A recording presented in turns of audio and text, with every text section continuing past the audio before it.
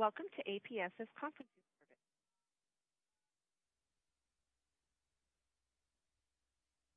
Your conference is in progress.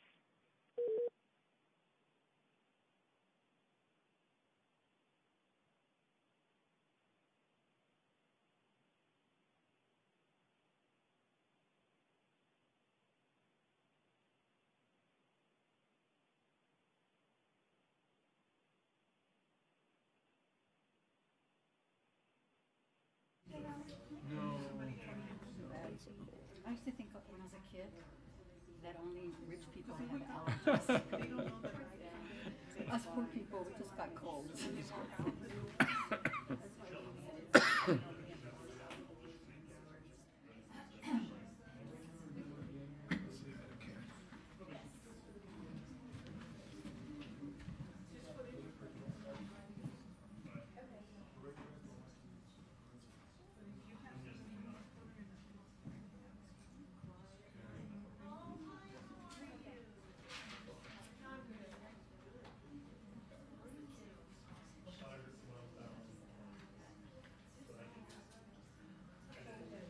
I know.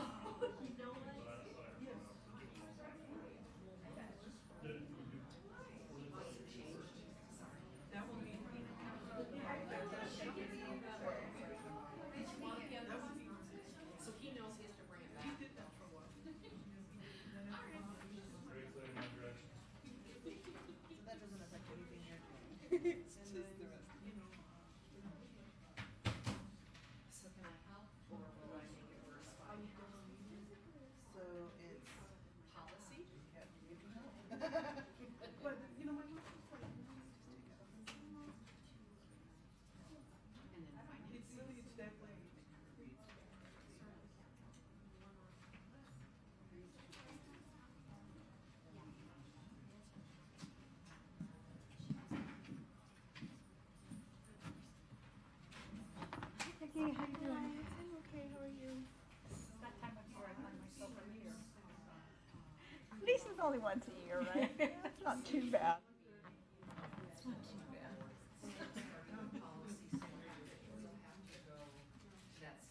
I will try to make changes and get districts out to you before okay. So this is the one change. Can I borrow your pen? Sure. I have a red pen. So this is, Worst case scenario is if you don't get a script from you, it is being recorded. Well, we're all taking notes. My water is important because I don't drink cold water. So we'll go in order backwards. What do you get? Right. Tepid? That's exactly right. Right? so position of chair of Yes. policy and instruction, we need to establish a process, Yes. and then we go to You know, I policy have- instruction, Yep. 2 pages. Then we name policy instruction, then we're in order for finance. That's something. Finance, That's amazing. and then Awesome. I'm glad you have them as their own little I think we did that last year. What this is it? time. Yes, like that? That's not a good thing. and then Audit. Okay, I think we're Perfect. okay. No, it is. I never. Thank you for So that means that we So do thank you for that. This isn't gonna I do didn't again. even know I had to audit choose that. capital district finance policy in order backwards. We're doing this correctly. This is the right order, but the way it is in your committee election pages is reversed. This is correct. Okay. So we met with Cynthia Borrego today. The neighborhood. Set up a meeting with her. Oh, you'll love her. Oh. Oh, she's I amazing. know, I will. The neighborhood, we met with her because of the integrated development ordinance, we plan to delay it. And so we're trying to have a conversation about how to do it. So, Public, Where is it? she's the chair of the Land Use Planning and Zoning Committee, and it's gonna go before the committee, and she's going to, ask that it be delayed for another 12 months. She doesn't have the Oh. votes, so, yeah, but she doesn't have the votes. And the person who's giving her a hard time, Isaac and Tootie Dooms. I'm working with Isaac and Diane on a municipal resolution right now. And what is it? It's on they're gonna do a non-binding resolution on end-of-life options. It's a bill that I'm working on. I remember you telling me that. You So were I'm working with municipal resolutions around the state to do a non-binding resolution that just holds our lawmakers accountable. Is no one here? to medical aid and dying. This is And This is like How are does there it- bunches how does of it look? people I outside? got most of the votes, but I have to follow up with Cynthia. Do you have her phone number? This, probably do. I- Yeah, I do. This is like the first time ever. Yeah. This is too strange. That no, that the room is empty. There's no one.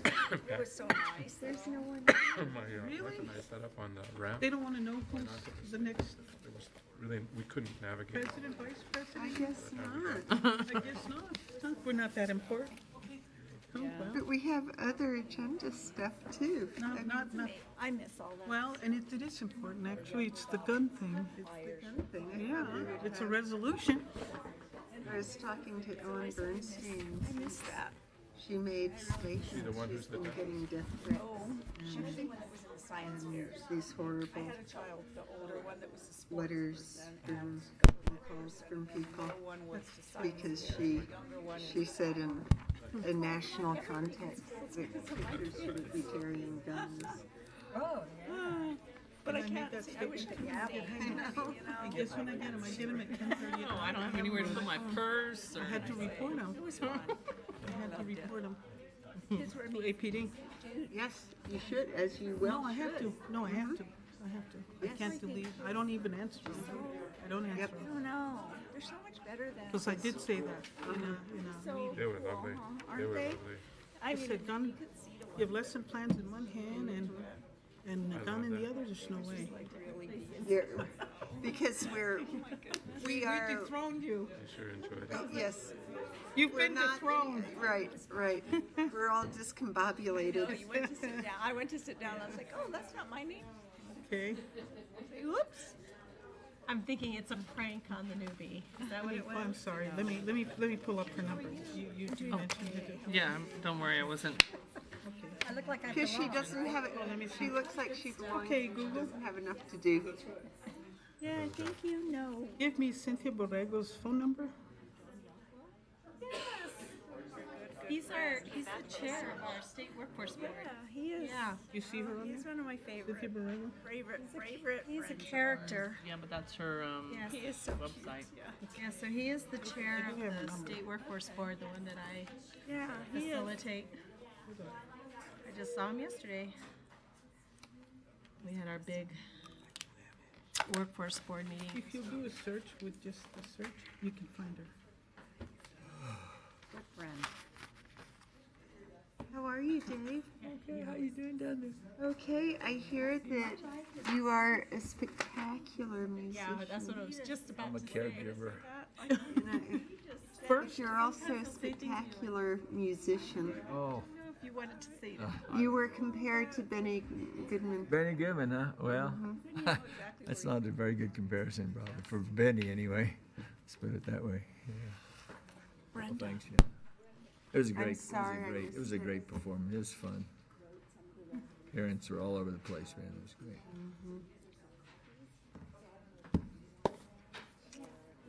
Borrego. There should be like about 9, I think I made 9 copies. Cynthia. I have a copy already, so. so there's hardly anybody here? Is that what You get to have a gavel tonight, and you get to have a gavel tomorrow morning. You're gonna have this I took it to the her number? astounding. on Saturday. And, you know, she's trying. She walked to the end of the street today. The guy takes her Nice day. walking on the street in front of our house. So this time we walked towards Floral. Imagine that. No, it's been about 2.5 weeks. Counselor Isaac Ben. Yeah, so, No, imagine. We can do amazing things. Elizabeth, well, I hope. I don't know. We'll see what happens. We can. in good ways, positive Was ways. it the Democratic Party? We were at the Saturday, Sunday? We were together on Sunday at the Democratic Convention. Is that who it was? I think we're ready to start. Would the interpreter please come to the center microphone to make the announcement regarding the availability of interpreters services? Buenas tardes. Si alguien necesita interpretación al español, levante la mano y le alcanza un auricular. Gracias. Muchas gracias. I see the color guard there. With the color guard, please present the colors and lead us in the Pledge of Allegiance.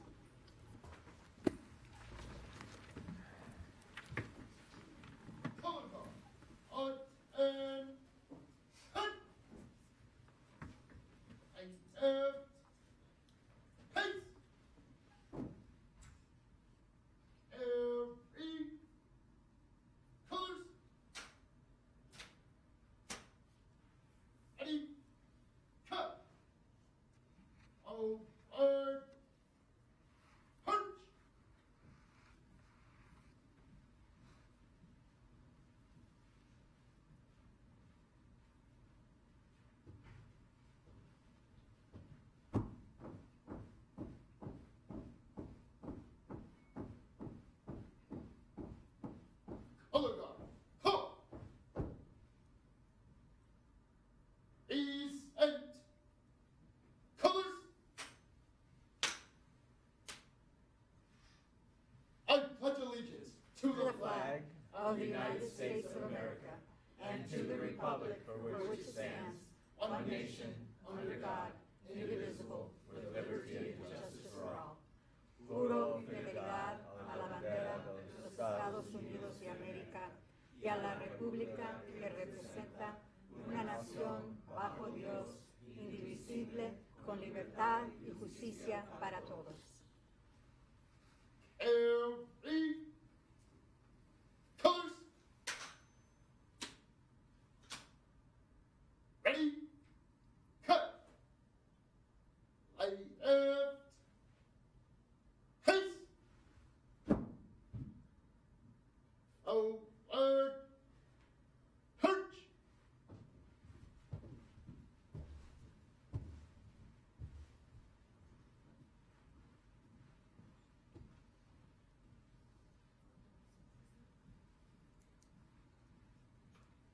Color guard.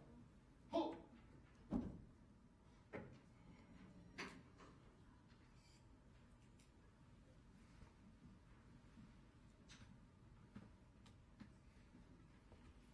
Thank you. They're always so impressive. So please join me for a moment of silence in honor of all the APS graduates who have lost their lives while serving our country.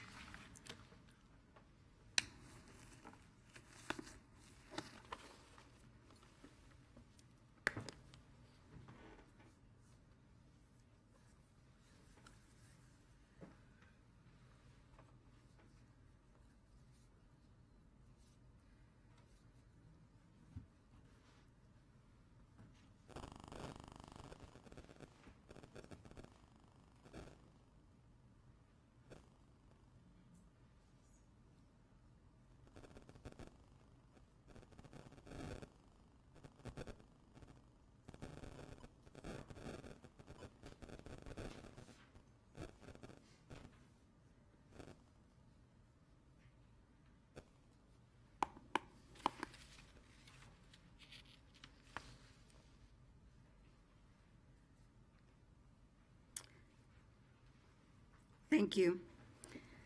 So welcome to tonight's board meeting, and thank you for coming. We would like to recognize the color guard tonight from Cibola High School Marine Corps JROTC under the instruction of Major Dempsey.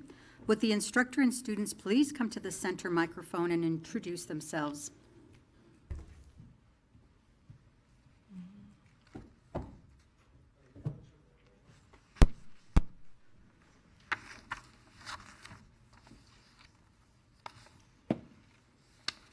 Madam Superintendent, members of the board, I'm Cadet Gunnery Sergeant Julian Gomez, a senior at Cibola High School.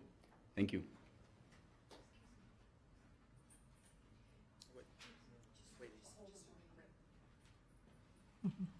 Madam Superintendent, members of the board, I'm Cadet First Lieutenant Luis Salva, senior at Cibola High School.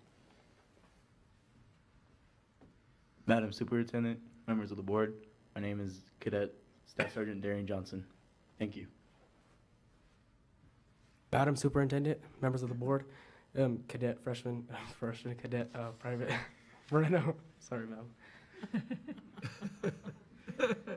Madam Superintendent, members of the board, my name is Gunnery Sergeant Jim Flores. I'm their instructor. Fantastic. Thank you so much. Would you please come up so that we may personally thank you?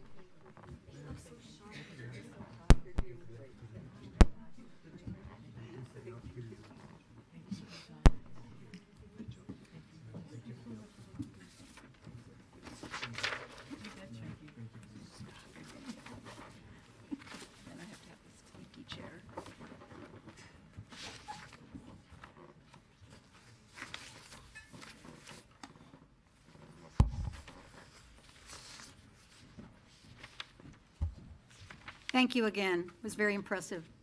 May I please have a roll call? Yolanda Montoya Cordova. Here. Peggy Mueller Aragon. Here. Lorenzo Garcia. Here. Barbara Peterson. Here. Candelaria Patterson. Here. Elizabeth Armijo. Here. David Piercy. Here. Everybody present, okay. Do I have a motion and a second for the adoption of the March 7th, 2018 Board of Education meeting agenda and approval of the February 21st, 2018 Board of Education meeting minutes? So move. Second. Thank you. It's been moved and seconded. All in favor, please say aye. Aye. Those opposed? Okay, everybody agrees. The next agenda item is the discussion of the officer and committee chair elections.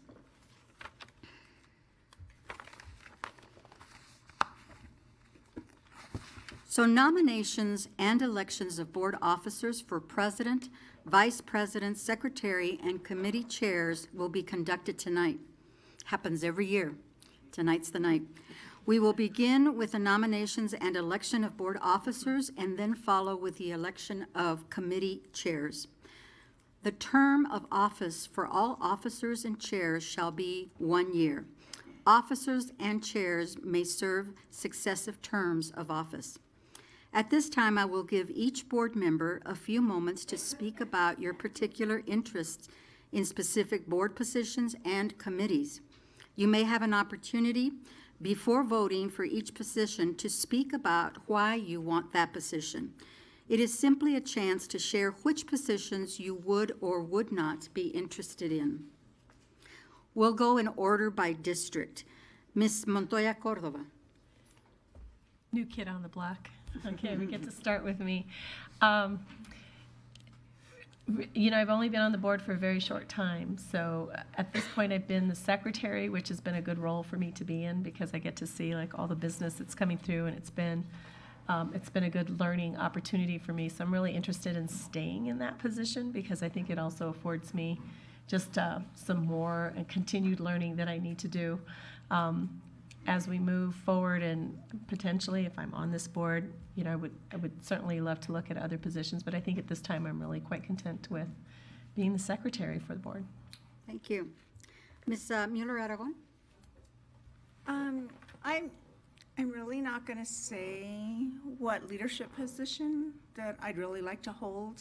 It seems like since I got on the board 3 years ago, that decision was already kind of made, even though we're not supposed to really have that kind of a rolling quorum. I've been told that it does happen. And so I know I haven't spoken to anybody about what position I want. I've been in the same position for a while. I think it's important to try different things, though. I've been told often that my worldview is very different from everyone else's on the board, and my views are different, and so I just want to kind of tell some of the new people on the board what has kind of shaped my view, because I know it is different than most people's, and maybe that'll give you a window into what you think I'm capable of doing. First, of course, my view was shaped by my parents, who you all know, I think, that spoke another language besides English, who didn't have a college education, just got out of high school, but held jobs. My dad for 57 years, card-carrying member of the Carpenters Union, and my mom for over 30 years, and then my dad started his own business. It was also seen, my worldview, seen through being a Hispanic female growing up in a time when a lot of women didn't hold powers, had really no power. And still, when I look, we still haven't really caught up as much as we try to pretend like we have. We have 2 U.S. senators who are males, white males. We have a congressman who's a white male. We have a male Hispanic congressman. We have a white male mayor. We have 1 female Hispanic congresswoman, thank goodness for that.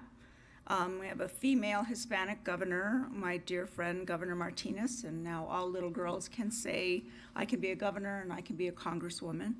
And this all happens in a state where we're a minority majority state with pretty much equal numbers of males and females.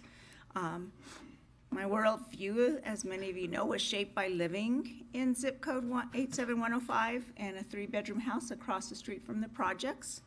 I saw my world through education at John Adams and West Mesa, and then at UNM. My worldview was shaped by grandparents who loved me dearly, who only spoke 1 language, and who worked hard in the fields and beyond that.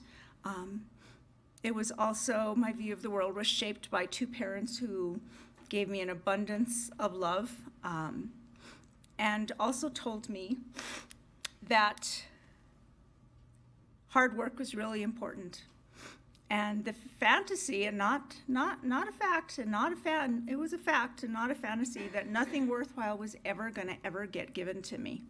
And that I had to learn to be a giver in this world and not a taker. Or else my spirit would have been broken. I lived in a world where I was taught to love my country that I love so much. And my dad was in the military, so he taught me I'm an American first, I'm Spanish second. I lived in a world where girls ruled. There were 3 girls in our family, and we were beautiful and brilliant, and we could be anyone or anything if we worked hard, we used our talents, because everyone, I was told, was good at something. I still live in that world with 3 daughters, and I believe in the power of girls. My worldview was also shaped by being told that I had to make my own success and to not let myself be a victim. Though, like many females, I too have been victimized in many ways, including at APS. My worldview, I still think, mirrors some people, hopefully, in the audience, and maybe a little bit on the board, but I've chosen to rise above my circumstances, and people always say you had such disadvantages, but I've chosen to not look at it that way and call them advantages instead. My view of the world isn't about clipping someone's wings, about taking away their spirit. It's not about keeping people poor and or undereducated and just giving them enough to survive, but not enough to live on, so they stay dependent. That's not the world I was raised in. It's not what my parents gave me, and it's not what I aspire other people to live by. And so today I just say anybody can nominate me or tell me what position they think I'm capable of holding, and you can be assured that the promise I made 3 years ago, for those of you that were here, that I said my service on the board was going to be to honor my daughter, who I lost 3 years and 48 days ago. She saw the good, and she saw the promise and the talent in everyone. And I have told you, I know I'll never be that person, but I'm trying. And I'm trying for you to see, for those of you who didn't know her, who she was, and see that her belief in herself, her belief in me, her joy, her love, her extraordinary goodness and kindness and gentleness.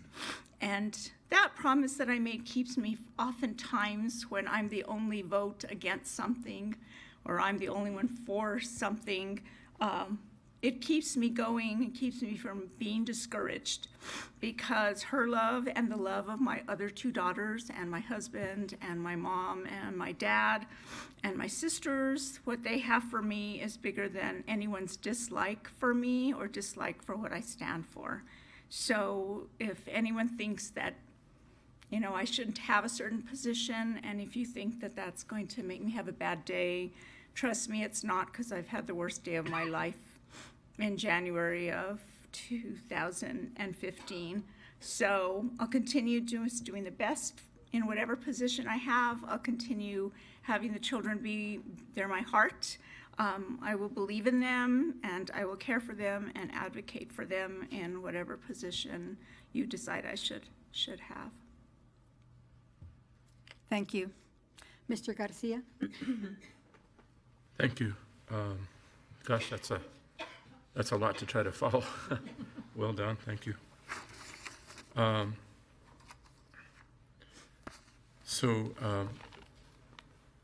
like being on this board. I ran to be on this board in order to affect proactive change. Some of the things that I had to learn different included things like hearing other people's point of view and not necessarily making assumptions either prior or during the time that they were speaking. So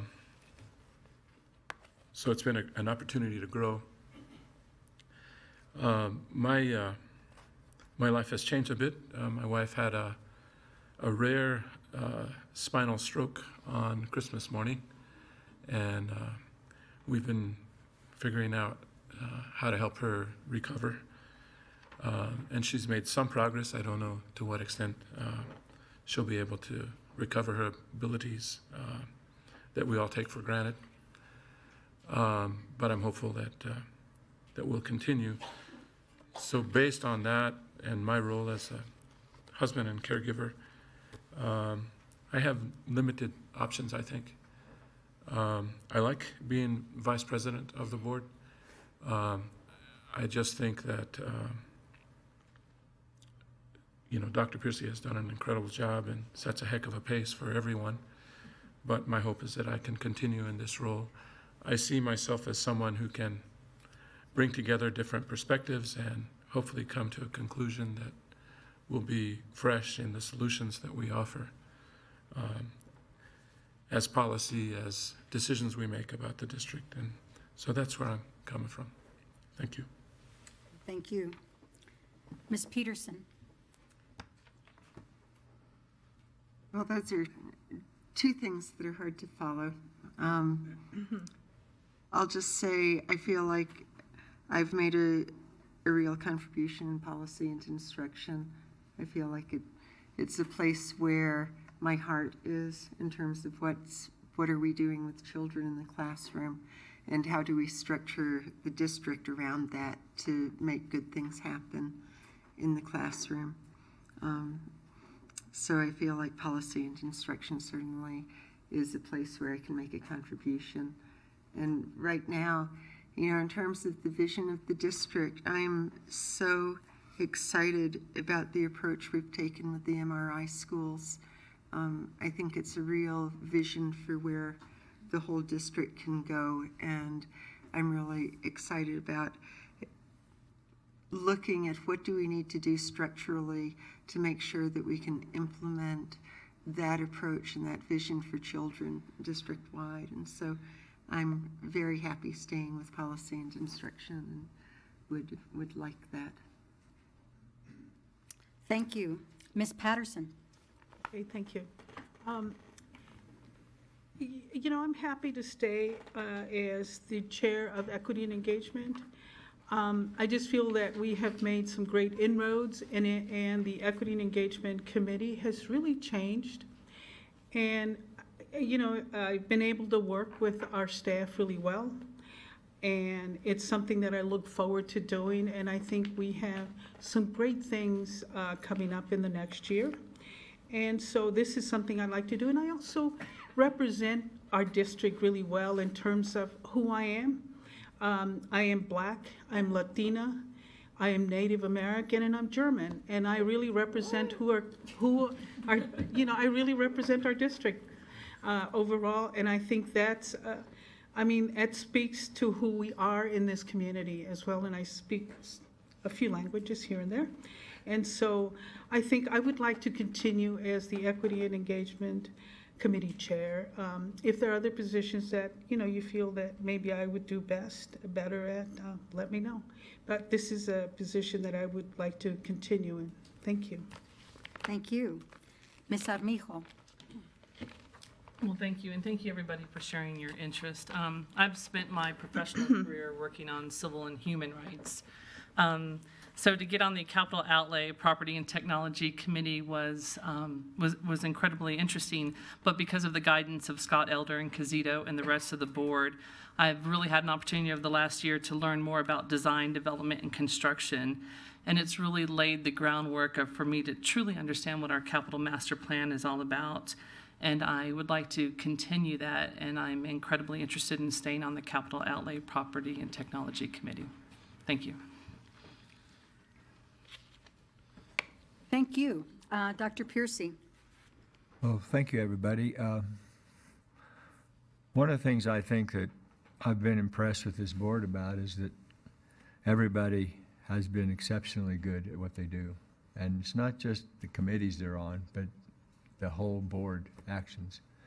I think we've made great progress the last couple of years. I think we're out of the paper most of the time in terms of bad things. We're in the paper in terms of good things. I think what we're doing with, like Barbara said, the MRI stuff, the budget stuff that Peggy does so well in terms of the finance. I'm extremely pleased with this board. And I'm humbled to be the president. I would like to be the president again. But, again, I think of my role as being simply a board member. And I think being president is kind of more like a good manager, and that is you get all the good people around you and you let them do their job, and they do a great job. Now, I didn't get to choose you guys. You guys got chosen by your own districts, but I think I'm lucky to have such a fine group of people here. Yeah, you are. And so I'm pleased, even though I talk about Joseph in a bad way here, but yeah, if it's the wish of the board, I certainly would be pleased to be your president again. At least this is going to be a tough year, by the way. This is going to be an interesting year for elections. This is going to be an interesting year in terms of what we have to do in terms of, the HB 98 being passed and how we deal with that.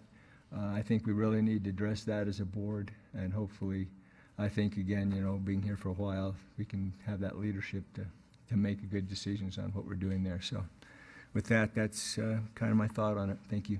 Thank you. And so before I ask for nominations from the floor for the position of president, we need to establish the board's will for the process. First, would you confirm how you want to take the vote, either by voice or roll call? The method does not have to be the same for each office and committee chairs. Do I have a motion? Voice or roll call? Voice. I'll move for a roll call vote. Second. Roll call. So I have a second. Is there any discussion?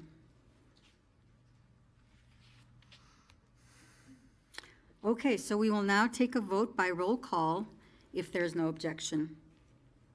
Ms. Davis, may I please have a roll call? Yes. Yolanda Montoya Cordova.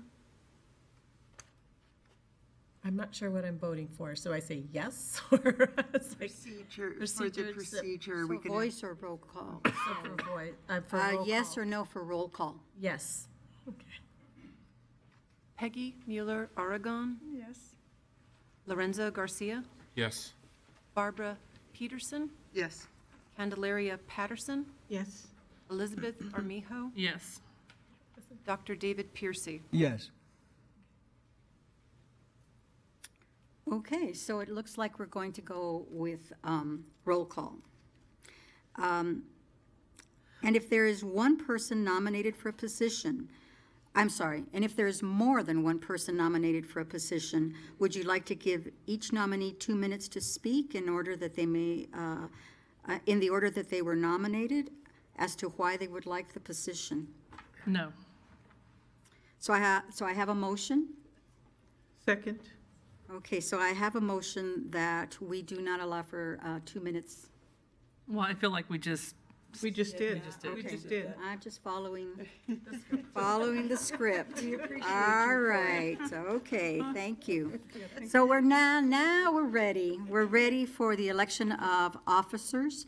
The first officer position to be filled is president, and the duties of the president include: 1, presides at board meetings and during board discussions. 2, ensures agenda preparation for each meeting. 3, signs contracts, resolutions, and other documents. And 4, approves board business that represents consensus of the board. Nominations are now in order for the office of president. So do I have any nominations? I'll nominate Dr. David Piercy. Second. Dr. Piercy is nominated and seconded. Are there any further nominations for the office of president? Okay, there are no further nominations for president. So the people who have been nominated, or actually the person who has been nominated, will be given, well, I guess you won't be given 2 minutes to speak. We'll move right on. No, we don't want to hear from you. We will now take the vote. So may I have a roll call, please? Yolanda Montoya Cordova, Yes. Peggy Mueller Aragon, Yes. Lorenzo Garcia, Yes. Barbara Peterson, Yes. Candelaria Patterson, Yes. Elizabeth Armijo, Yes. Dr. David Piercy. Yes. All right. Okay, so I present to you Dr. David Piercy as the president of the Albuquerque Public Schools Board of Education, and I reluctantly return the gavel and the meeting over to you. Thank you.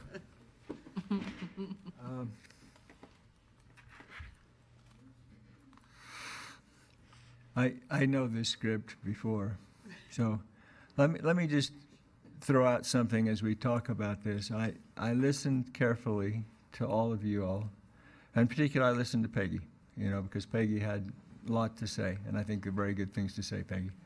I could shorten this, or you guys can shorten this considerably, because all of you pretty much indicated the positions you would like to be. Peggy had, would be wherever she wanted to be. So what I'm going to do is I'm going to allow, if the board wishes to do that, to allow a motion to have a slate of all the people who are in the current positions, because that, in fact, is where you had indicated interest, except maybe Peggy.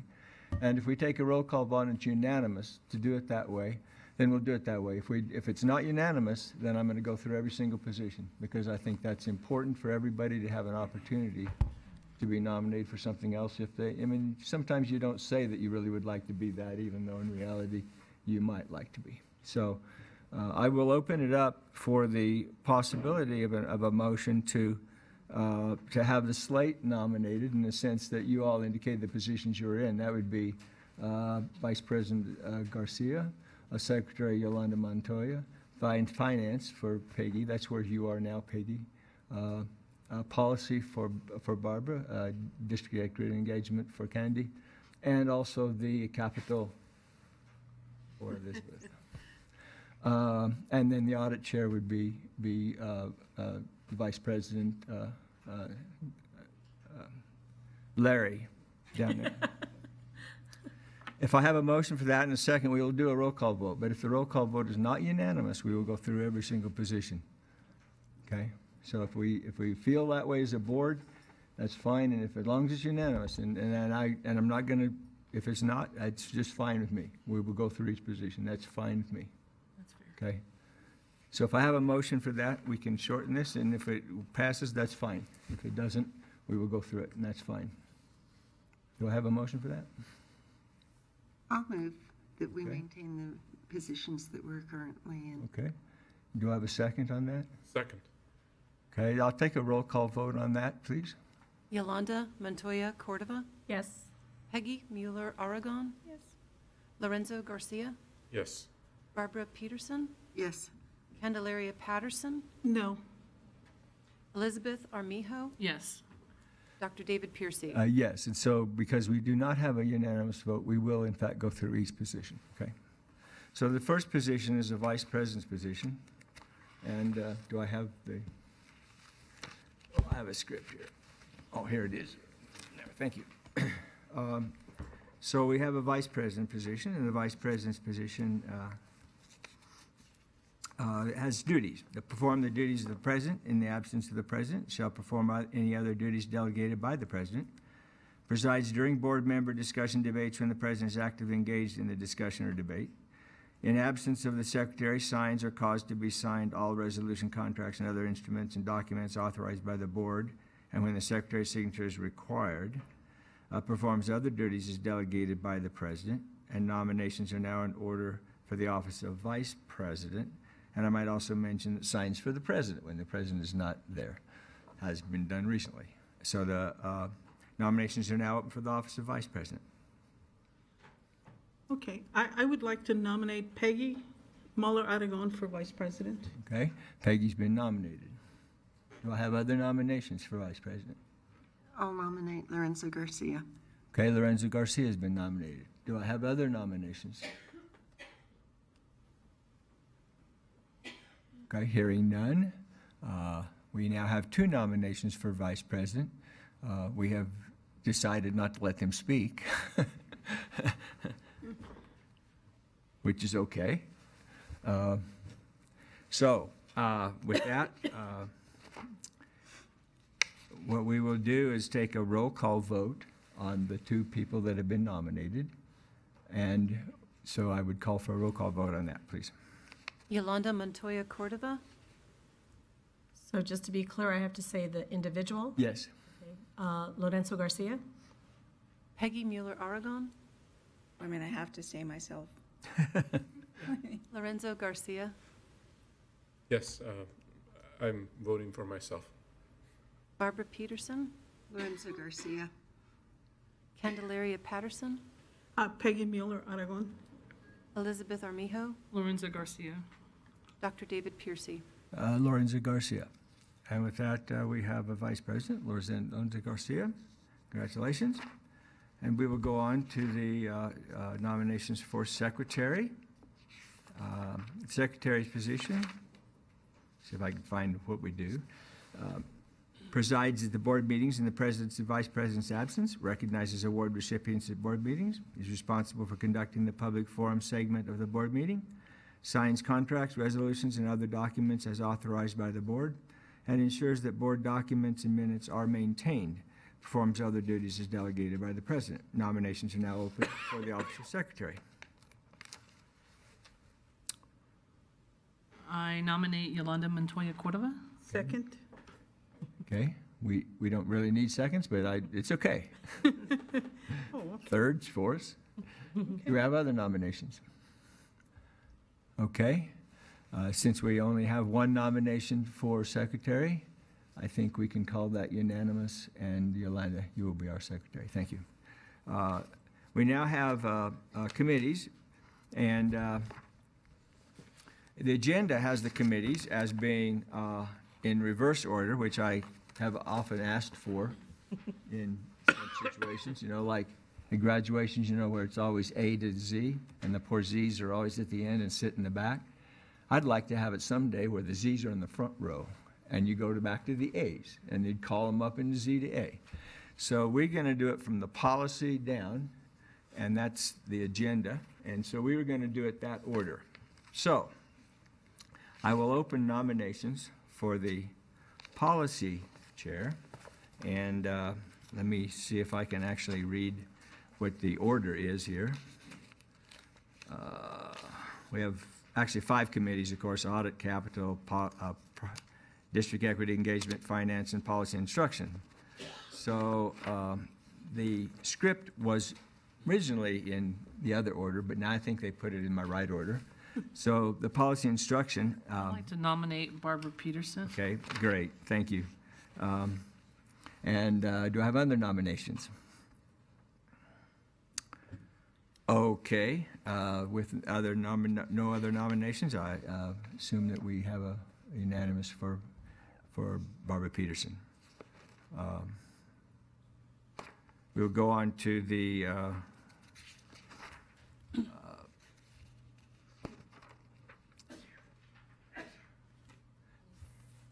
Finance Chair. If I can get it right, it's the Policy, Finance, District, Equity, and Capital, right? And then Audit. I got it, reverse order, okay. Finance Chair. So I'll open it up for nominations for Finance Chair. I'd like to nominate Peggy Mueller Aragon. Do I have other nominations? No other nominations. We will elect Peggy Mueller Aragon as our Finance Chair. Thank you, Peggy. We'll go on to Capital Outlay. Nominations are open for Capital Outlay. I nominate Elizabeth Armijo. Are there other nominations? With that, we'll close it. Elizabeth, you are now our Capital Chair. Thank you. And we'll go on to District Equity Engagement. Actually, that's out of order. Nominations are open for District Equity Engagement. I'll nominate Candelaria Patterson. Thank you. And I would like to say that Candy has been an exceptional community member. She's a community activist, I would call it, and I think this District Equity Engagement has been a committee that has taken on a new life, not a new life, but certainly an expanded life with Candy. So, no other nominations because there's no one else here. Because you're awesome, Candy, so. Yeah. Thank you. So with that, Candy, thank you for continuing with our District Equity Engagement meeting. And for Audit, I'll take nominations for the Audit Committee Chair. Normally, we have the Vice President be that because the Vice President doesn't have any other, committee role chair. So I'll take a nomination for the Audit Committee Chair. So moved. Being Nominate Lorenzo. Thank you. No other nominations? Thank you. So Lorenzo, you are also chair of our Audit Committee. Thank you. And with that, we are done with the nominations, and we'll go on to the rest of the agenda. Well, let me talk about one other thing. Yeah. One other thing I want to talk about is the planning dates for the actual meetings. Tell you the truth, I can't even tell you when our meetings are very well. I just look at the calendar, and if it's a meeting, I go. But I think in general, the meetings of our regular meetings have been certainly first and third Wednesdays. That's pretty set. But the committee chairs have the opportunity to set their meetings whenever they need to. But with respect to people who have to work, with respect to timing and that kind of thing, is really a question mark. Now, I know our spatial meetings tend to be at 7:30 in the morning whenever we really need them. But typically maybe Monday or Fridays are the typical kind of days for that. Right now, I think the District Equity Engagement meeting is like the third Wednesday, is that right? Or fourth Wednesday? It's the fourth, it's Fourth. last Wednesday of Last Wednesday of the month, fourth Wednesday. And that's usually at 5. Mm-hmm. And you're welcome, I guess, to do that. I think what we need to have is a little discussion as to, are there really conflicts? I know some of you actually work, some of you work. Some of us work really hard. Some of you work really hard. With but, real jobs. Yeah, with real jobs. I think we all work hard. We all work hard, People but have real jobs. So I guess, first of all, we need to make sure we set a time so that the staff, the board services staff, can really make sure that we get our meetings set out in the future. If it's okay with all the chairs to have it at the same exact time you're having it right now, that's fine. I know the capital and finance typically go together, which is like on the first Tuesday or second Tuesday of the month. Is that right? No. No. Mine's on Mondays at 3. Monday. Hers is at 7:30 in the morning. On Monday. Remember when I messed up? Okay. When they did it at 7:30? Yeah, you're right. I'm used to 3 o'clock. Yeah, you weren't there.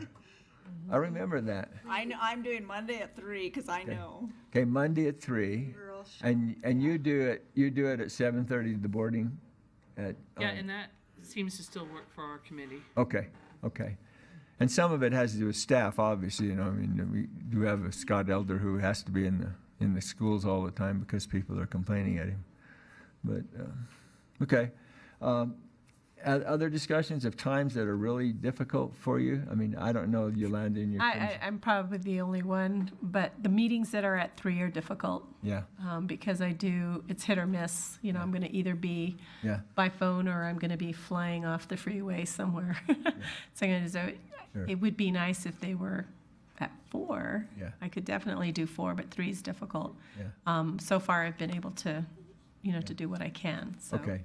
Well, and call in is always an option, you know, and I think that's certainly acceptable, you know, for everybody. Part of the reason that I did that is to be respectful of staff that has to stay so late so often. So at least if we start at 3, we're done by the end of their kind of pretend duty days because they never end. But Yeah, I agree. I mean, it's just respect, out of respect for the staff. So. And you know, one of the things I think I'd like to talk with the superintendent and the staff about is how many staff really do need to be at our meetings. I've been kind of keeping track of that a little.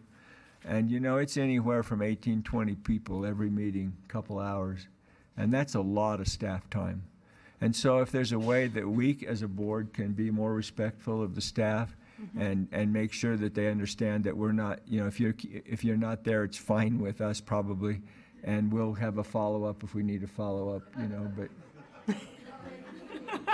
Like, yes. And they all leave. They all leave. Well, we didn't say that exactly. We haven't discussed it yet. We didn't know. No, really, I think it really is important. I mean, I think it's fine on these regular meetings because there could be things from the public or there could be other things that are discussed that I think are important to hear. And that's true in the committee meetings too, to some extent. But I really want to be respectful of the staff because, God, it's a huge amount of time that you guys have to spend. And it's not like you get extra pay here, you know, for spending, 40 hours a week with the board.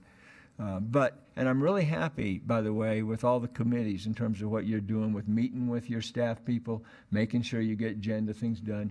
I've come by and every time I turn around, you guys are meeting with your people. And so I want to compliment the board and the staff with meeting and setting those things up. I think that's been a really, really positive thing. And probably, I was just talking with Yolanda a little bit, and I think that Lorenzo and myself and Yolanda need to meet with the superintendent a little bit more about the board meeting, our regular board meetings, and work with the board in terms of do we need some items on our regular board meetings that we need to have for spatial issues, spatial topics.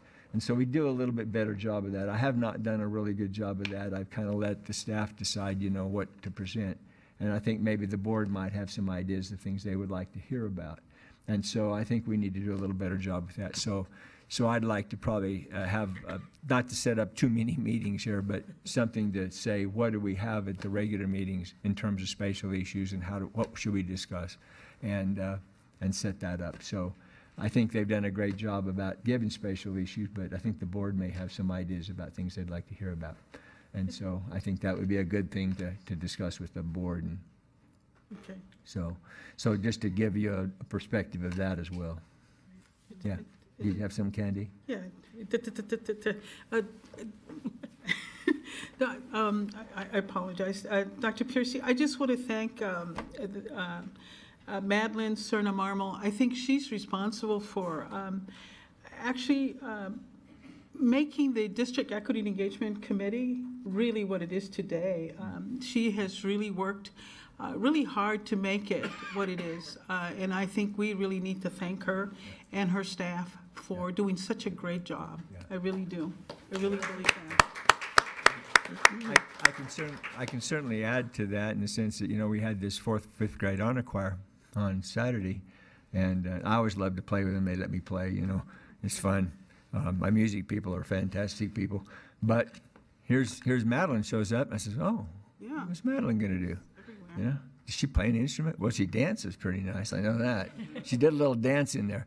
But here she is giving the Spanish version of all the stuff we're talking about. And I says, yeah, that's right. Because I'll bet you 70% of that audience at least 70%, maybe more, were Hispanic probably. And they were packed. They were packed to the gills in that audience listening to those kids. So thank you, Madeline. I want to compliment you on that. And I was impressed by all of your following, right? It was great, you know. So thank you very much for that. I think it was a great addition to our 4th and 5th grade honor choir. So a nice positive there. Thank you. Yeah.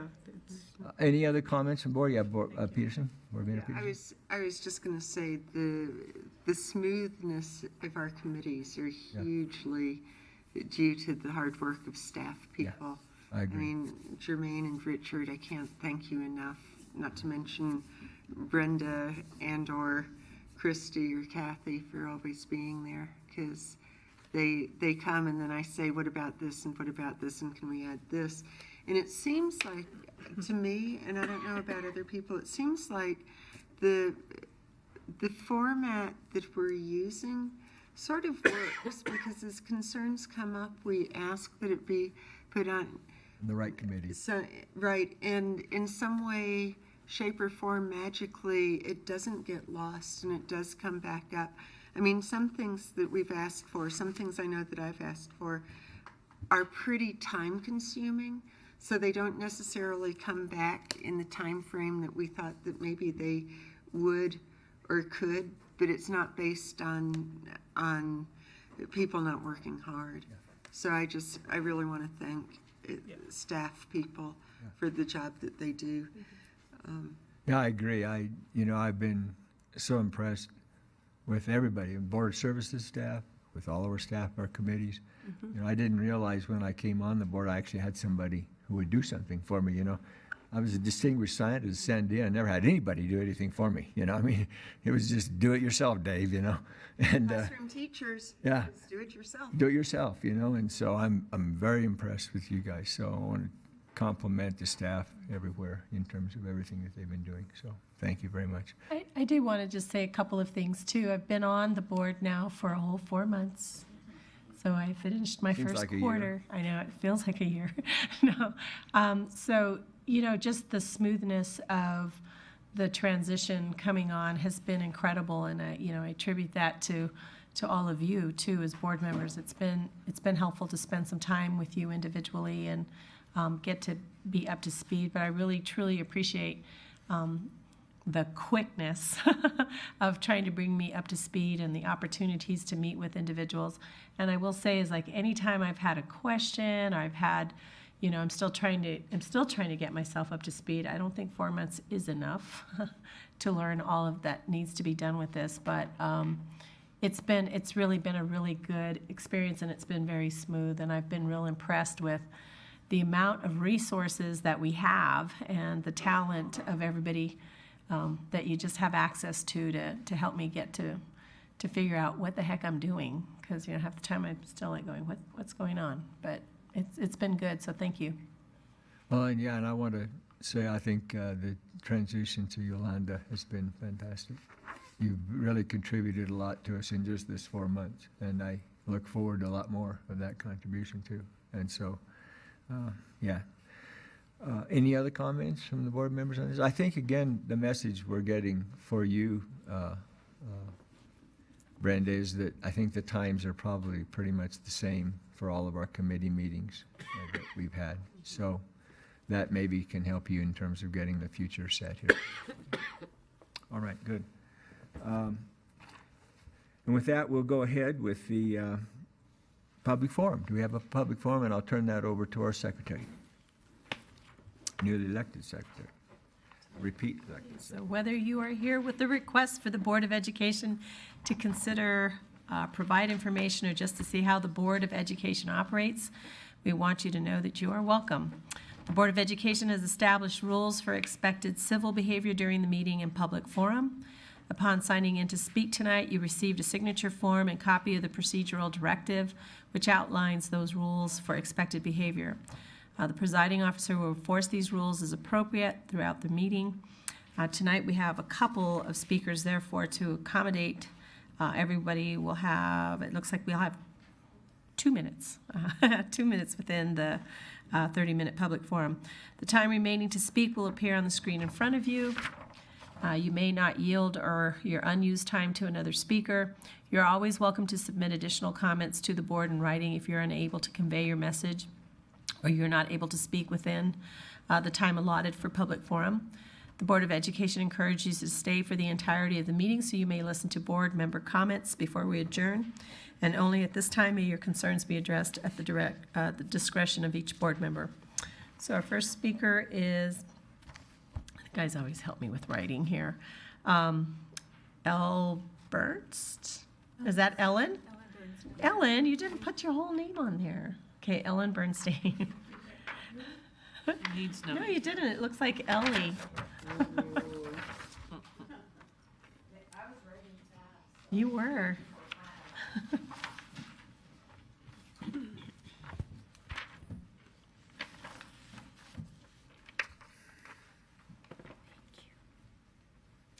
Superintendent Reedy, members of the board, I wanted to share with you a motion that was passed by the ATF union representatives at our meeting last night.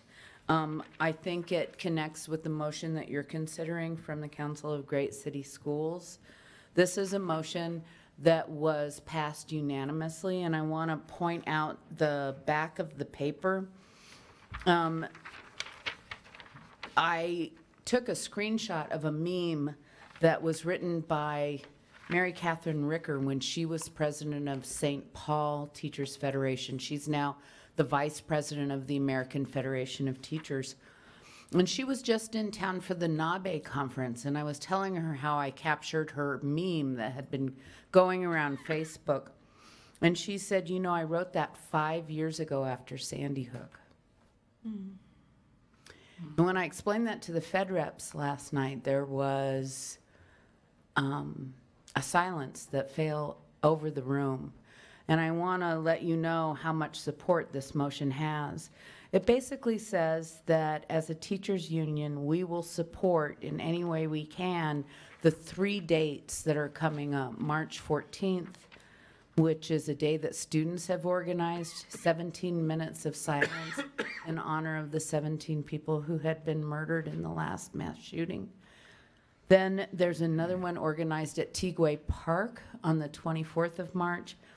And then the teachers unions, along with NPE and BATS, have organized on the anniversary of Columbine something on April 20th. And we'll let you know what that is. I don't think we're going to try to walk out like the kids have organized. That's not what we're going to try to do. But we are going to do something district-wide, and we wanted to let you know that we have encouraged everybody to help the kids. The high school reps met after we passed this motion, and all of the reps that were there said that they had heard, shared that students had shared with them in almost every high school in the city that students were planning something. I think one mid-school teacher said students were planning something. We had a long conversation about the role of teachers in supporting students when they're choosing to act, which is very different than teachers choosing to ask students to to act. And so their focus as high school union reps was on supporting the students to keep them safe, to make sure that they had a way to have adult guidance during the time when they're marching out, and to make sure that students had a way to abstain if they chose to. So just wanted to let you know what's going on with the teachers in the district. Thank you, Ellen. Our next speaker is Tom Benton.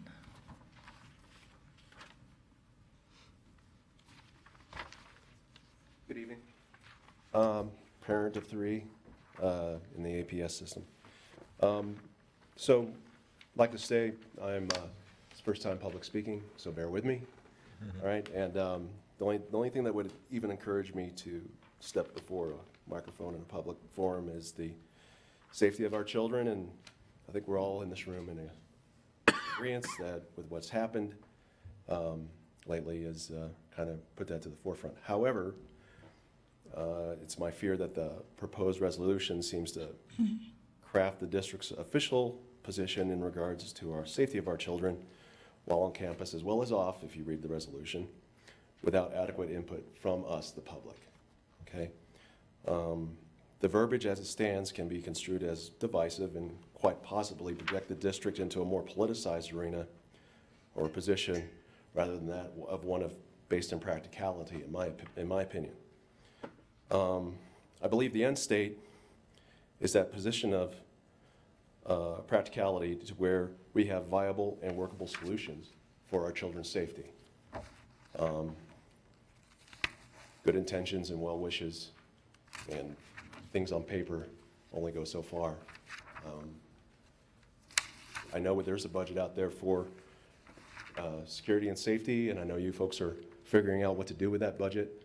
I just think we as the public, as parents of these children, need to have a voice into how we protect our campuses for our children.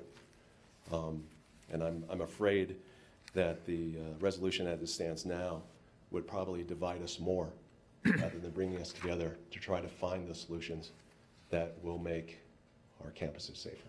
Thank you. Thank you for your input. That concludes the public forum.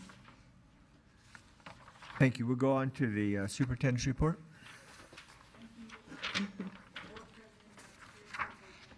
Members and staff, let me be the first to offer congratulations for your election to these important positions.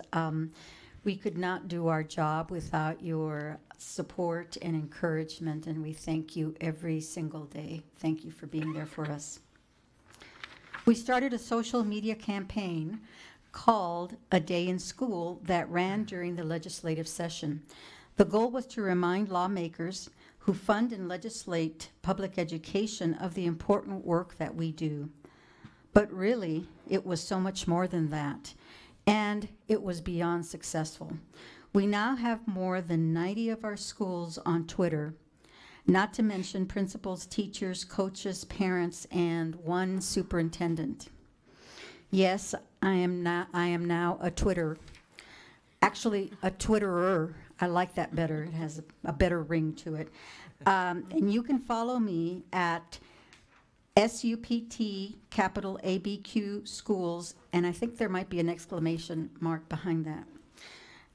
Does it? I think it does. All right. As of now, more than 5,200 tweets have been shared using the A Day in School hashtag, and they just keep coming. I encourage you to follow along as if you are not already following. You will be inspired by the positive, energetic messages and photos that are being shared. We gathered just a few of them and put them in a slideshow, and let's watch for the first few minutes.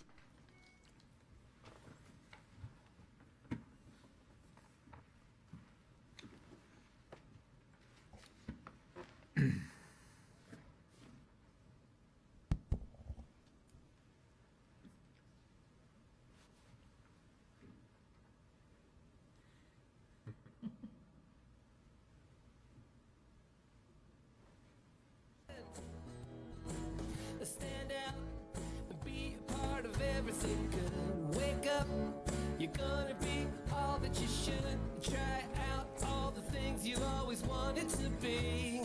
You'll see, 'cause I know what I know, that you've got it in you. And I see that you are a winner. The blue skies, they're gonna go on and on all day. If you go, then you know you'll get up a mountain, and I'll show you life is a fountain of love. It's all yours, so drink in the summer sun all the way. It's gonna be a magic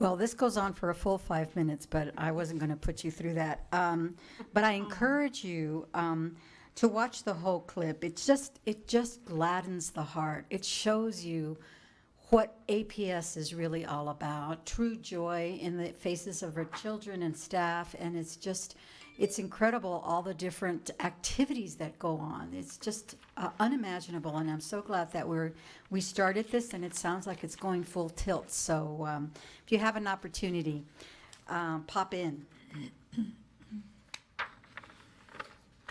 Oh, no, I'm stuck. So we're very excited about the fact that PED has approved the proposal for curriculum and instruction in the new and aspiring principal support program, also known as NAPS. They don't nap, but that's the name.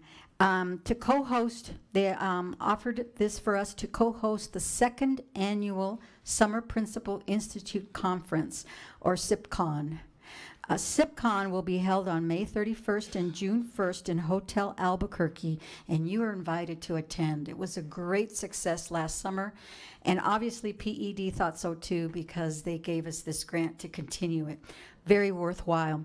The focus of SIPCON will be the school culture. That'll be on day 1, with an emphasis on improving instruction through an understanding of the Common Core state standards on day 2.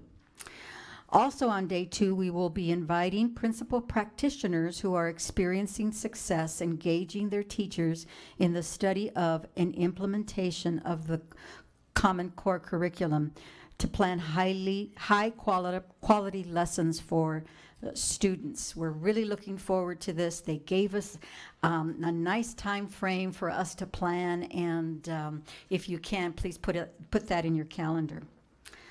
So, going on with teaching. Teaching is a profession that requires intensive preparation and support, and the single most important in-school factor for students' achievement is teacher quality. Despite this, most teacher candidates in the United States still graduate from programs that provide, on average, only 16 weeks of clinical practice before certification. And it's very telling. The research is clear. Aspiring teachers need more support, and they need longer time in the classroom. To address this issue, the University of New Mexico College of Education is partnering with the Albuquerque Public Schools and the Albuquerque Teachers Federation with support from the National Center for Teacher Residencies to create the Albuquerque Teacher Residency Partnership. Has a nice ring to it. We were awarded a $500,000 grant for seed money to start this, and we will be starting it next year. Each teacher resident in the program will receive intensive mentoring from a master teacher in an APS classroom while earning a New Mexico teaching license, and if desired, completing a master's degree. Wonderful opportunities for folks that want to go into the field. During their program, aspiring teachers complete a year-long residency in a high-need APS school. We stressed high need because we want to make sure that our new staff, our new teachers are prepared and know how to work with the populations that are in these schools. These schools it will start at Highland High School, Van Buren Middle School, and Emerson Elementary School. All teacher residents will receive annual stipends of $14,000 to support their studies. Graduates from the Albuquerque Teacher Residency Partnership will have the skills necessary to take the helm of their own classrooms thanks to the intensive support and mentorship from this clinical, proactive school-university partnership. We're very excited to begin the partnership with UNM and, of course, with our teachers union. And people, I hear, are already asking about and thinking of applying. That's great news. I know you remember Miss Frances Frost, who's the Family Engagement Ambassador from the United States Department of Education. She came to APS for a site visit at the end of November. You remember her? Mm-hmm. When she presented to the board's District Equity and Engagement Committee, she informed us about a Teach to Lead Family Engagement Team Summit that would be happening in March in Baltimore. Teach to Lead is a partnership of the U.S. Department of Education and Association for Supervision and Curriculum Development. Teach to Lead envisions the world in which teachers are valued as the foremost experts in instruction, and as such are leaders in informing, developing, and implementing education policy and practice to steer systematic improvement to benefit student learning. Participation in the summit is through a very competitive application process. The Family Engagement Collaborative, led by Dr. Serna Marmol, Dr. Muir, Ms. Everhart, and Ms. Campos, applied to be part of the summit. And with more than 100 teams applying and only 15 teams selected, APS's Family Engagement Collaborative was successful. On March 9th through the 11th, a team of 5 individuals from APS will be attending the first ever Teach to Lead Family Engagement Summit. Members of the team include Dr. Muir, team lead Karen Webb, principal of Manzano High School, Jean Mahudi, president, APS Indian Education Parent Advisor Committee, and Silvina Teo, Community Schools Coordinator, Van Buren Middle School. The APS team will focus on how to develop effectively use and sustain the APS Family Engagement Collaborative, the Parent Advisory Committee to better, and the Parent Advisory Committee to better link teachers and families with a strong focus on underrepresented populations. We're all looking forward to seeing the plan that the team comes back with and the information that they can share with us. Parent engagement is a very important component of our academic master plan, and as you can see, we really are trying our best in moving forward to make sure that we have cutting-edge information. The APS attendance grant was featured in the ASCD Smart Brief through an article in the Hetchinger report, which was titled, "Students Can't Learn If They Don't Show Up at School." The article featured staff from the Family and Community Supports Division and Alamosa Elementary School. It highlighted how APS is addressing chronic absenteeism in an effort to improve student learning by collaborating with outside organizations. In this case, it's with Mission Graduate. So finally, I want to give a shout out to the students of Coronado Elementary, Truman Middle School, and West Mesa High School who spoke about the bilingual seal at last week's DEE meeting. It is always an inspiration to see students so articulate and engaged in their learning experiences. So there's a little slideshow with a few pictures that we'll show you during this shout out. I think you've been watching it all along.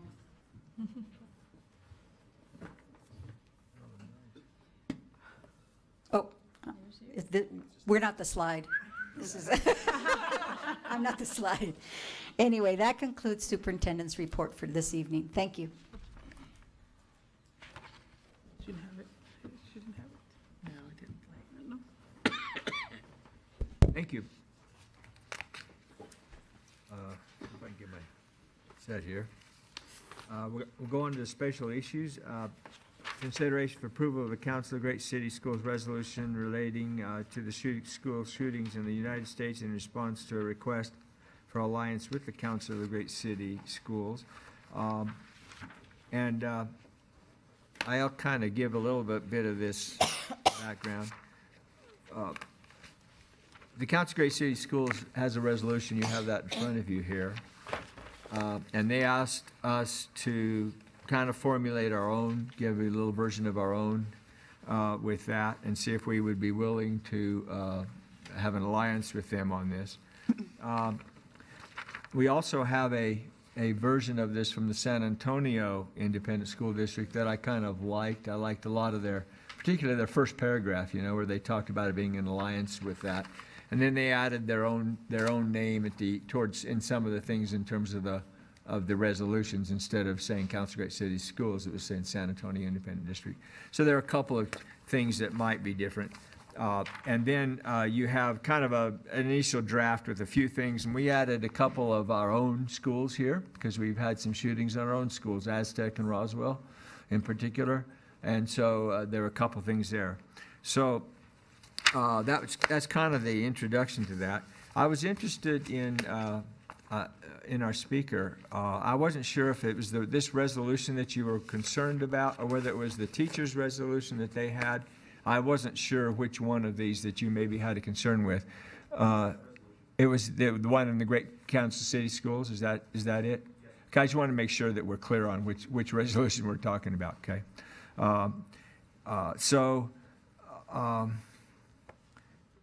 The question, I guess, is and we'll open up for board discussion. I think, again, what I would like to see from the actual format, at least, of it, would be something that's closer to what the San Antonio had in terms of having an APS thing at the top, having that introductory paragraph more like theirs, and then putting our own Aztec and Roswell in here. And then towards the end where it says, now further be resolved that the San Antonio Independent School District, say Albuquerque Public Schools School District, that kind of a thing. So that's kind of more the resolution that I have in mind in terms of just supporting the Council Great City Schools. Now, the question is, do we really want to do that? Is there something different that people would like to do? And what I'm recognizing relative to the teachers' resolution is simply the teachers are really saying, look, we're just going to help support the students in what they're doing, and not necessarily that they're going to do anything themselves necessarily other than helping support the students. And I think what superintendent, and which was I think misinterpreted by KRQE, to tell you the truth, is that the superintendent is saying, hey, we support that as well. But we want them to be safe. Guys, if we have 85,000 students out on the street, we're in trouble. So please, please, please be careful because, you know, safety is really, really important. So there may be other ways to do that. There may be other ways to describe how you want to do this. Discussion of what it is that's the issue is another question. In other words, the point being is having intelligent discussions about what it is really an important thing to do. So you can do that without necessarily having to put yourself in danger someplace. So be careful, and we're going to have our SROs help out. We'll have our teachers help out, but we want to be safe in what we're doing here, okay? So the demonstration part there and the resolution you have is more in relationship to the kind of planned demonstrations. And let's be careful and make sure that we do support the students in their objections, because in fact, that's important. That's an important part of the process as we go through. But we don't want anybody getting hurt. We don't want anybody, you know, and it's really easy when you're getting kind of a large group together and they're milling around or doing whatever to have a problem. So we want to make sure that we have some organization to that maybe, that we have it kind of planned out better, and so that we make sure our students are safe. The resolution for the Council of Great City Schools is more at a federal kind of a level in the sense of can we please understand how it is that we can make our schools safer? And let's see if we can take some real action on that instead of, I mean, we got a lot of resolutions out here, right? We've got a lot of talk, but we don't have a lot to do. And so the question is are we going to really do something that really does help our schools be safer? That's really the question. And some of the budget information that we're getting, you know, in terms of school security and that may help us if we do a really good job of understanding what it is we're trying to actually protect. You know, our campuses are totally open, basically. It's very, very difficult, unless you put a dadgum chain fence around it and monitors and everything else, to really say we can't get on our campuses. We can get on our campuses. Almost anybody can get on our campus. It's very easy to do. And even if you put a lock on the door and you put a card thing on it, you can shoot yourself right through that door. So it's almost impossible for us to assure 100% that you're going to have the kids safe in general, right?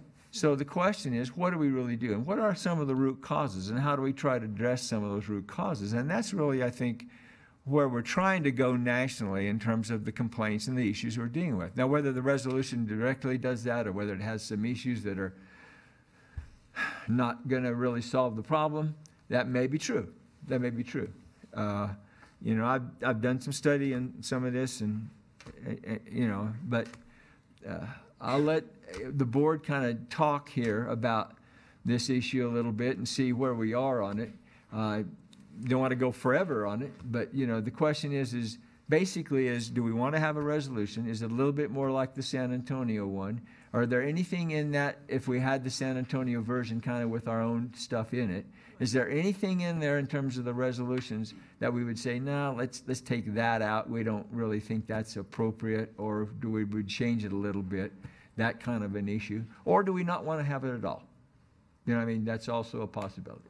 So at the end of whatever we discuss, the question is going to be, do we really want a resolution that's kind of like the San Antonio one with our own APS on it and with adding Aztec and Roswell kind of thing, or do we not? Because that's really what we have to discuss. Now, if we want something totally different, I think that's something that might be a discussion for another board meeting. In other words, I don't want to have us go off and try to create our own little thing here that's very different. Okay, so we can talk about all those issues, but I'm going to start down here with Yolanda and let you give us a thought. We'll just work our way down this way. You have any thoughts? Yeah, I mean, I think the resolution is important because it does, it helps to just communicate kind of our values around this or our thoughts around it. The areas that, when I was looking at the resolution, where I felt, and maybe it's speaking to the gentleman who spoke to us, is just the lack of reference to like parents and communities as part of this solution. That it's also done in, you know, that the schools are working, because we say that the school board should explore all options. Oh, that's a different one? Oh, God. I'm so confused. There were so many. But I think it was just, I know there were so many, but it's like, how do we reference that part too so that we can just make sure we're being inclusive and that we're looking at a way to say that, yes, it's part of I understand the need for it. I understand the importance of saying something because we do have a lot of families that are really concerned about what is the position of our district around this issue. I've heard that from some parents where, you know, what is APS's position on this? What are they thinking about it? Where are we headed? What are we planning to do? Because I think it is heightened up there. I like the concept of a resolution because we're also sort of locking arms, if you will, with other schools that are also concerned about these issues, and it sort of puts us in that place with other entities. I just simply want ours to make sure that it's also inclusive, that it also resonates with the community that we serve, our parents, our children, and our communities, that they somehow feel that they're part of that resolution that we're making, and we're not just making a resolution that's coming to us from the feds and we're just spitting it out that way. That was the only thing that was missing for me. Yeah, just to follow up, you know, again, I think that what our speaker is talking about is the implementation to some extent. What really is the implementation? In other words, what do we really plan to do? And that's kind of beyond the resolution to some extent. In other words, the idea being, what are we going to do with the money we get, for example, and how are we going to do that? Now, there's some things in the resolution that are very specific to what we believe or maybe don't believe, and so that is an issue perhaps. But, yeah, it doesn't go into implementation at all. Well, and I don't even think it needs to speak to implementation. Yeah. Go ahead. Point of information, not to cut off discussion at all. What was just handed to us? That will, whenever it gets to me, I'll. That's the teachers that were just handed to us. No, Brenda just handed something else to us. Oh, something else to us? I didn't. Is this the same thing that was emailed to us? No. This is different? So this is new tonight, and what we're talking about right now is the San Antonio. What did we get new tonight? And I had just kind of going to what, I think that this is just something that I had put together with community people, kind of speaking to what I think Mr. Benton was kind of talking about, is trying to be this is the inclusive. piece. So that's something completely different than what we're looking at, than the Council of Great City Schools one or the San Antonio one. It's something. Okay. Well, yeah, I don't want to. Sorry, I didn't want to cut things off. Yeah, I just needed well, clarity. that's why I've mentioned, I says, really the only agenda item is about the Council of Great City Schools resolution. In other words, it's not about us creating another one. So, you know, that's why I wanted to say, if we want to create our own, and maybe this is something that we might work on, that might be our We need own. time to work on it. We We can't need- just do that tonight. Right, we would do that at We a wanna different make it our time. own. We can't make it our own tonight. so. Right, we would do that at a different time, and maybe that would be a good agenda item in terms of something more specific to us or whatever. But that's why I wanted to say, since this isn't really on the topic here, the only one that's really on the topic is the Council of Great City Schools, what we're doing. So I want to make sure that's clear, yeah. I Yes. just wanted to see if I could I'm still on this. find some clarity here. Dr. Piercy, when you spoke of San Antonio, we were handed this one that says Resolution Albuquerque Public Schools. But that's just Peggy's, and that's not what we're considering tonight, other than the fact that I think it's good information, and we Right. might want to think about that in the future. I was confused because I thought, well, maybe this is what that was. No, this isn't it. And the only other two resolutions that we had, I just want to make it clear for the record. Right. Was the We have the Council of Great City Schools resolution. Council of Great City Schools, and then we have one that says a National Day of Action, and that was the teachers that Ellen And that's the presented. teachers, and that's their own, that's what they presented. Okay. And So that's I was confused, Right. so I just want to be. Yeah, we clear. have three that are kind of in consideration. One is the council's own resolution. Right. The other one is the one that says SAISD on the front, which is the San Antonio one. And the third one is kind of a draft of ours, and that's what we're kind of trying to work towards, is the draft of ours, which is just a slight update to the San Antonio one. Okay? In other words, if you really just take the San Antonio one and put Albuquerque up here, Albuquerque Public Schools, and then throughout where it says San Antonio Independent District, put Albuquerque Public Schools, and then add in the 1, 2, 3, 4, 5th paragraph down here, where we have done that in our draft about, in addition, we've had shootings in our Aztec and Roswell to recognize the fact that we are very personally involved in this issue. That would be kind of the resolution in general, okay? So I have a question, if I may, not to get out of order too That's badly, okay. but, Mr. Benton, can you share, I tried to look through the Council of Great City Schools resolution to find where there could be objectionable language, and I couldn't tell which phrase you might have been speaking about. So if you could share that, that'll help me to make a better decision. And do you need a copy? No. In general, and this is going to be just in general, when we start talking about national policy, and we're talking about possibly adopting a resolution at a local level or a local, I think and this is my comment was, I think we ought to try to pull ourselves away from that. And I understand, and I think where you're going is, what you're trying to say is you want to try to create a mission statement for the Albuquerque School District as far as like safety, to put it in broad term. But to answer your question, sir, not objectionable, but possible contention could lie there.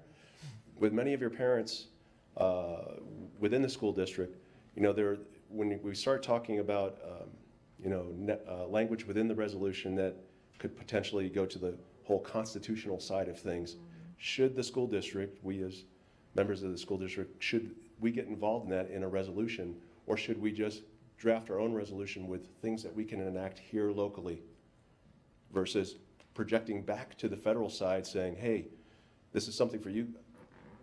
I would rather concentrate on things that we can action locally in a resolution versus. So it sounds to me like you're referring to the Second Amendment without Yes. saying it. Mm-hmm. Yes. It would be helpful when you share your comments that you be specific. I can.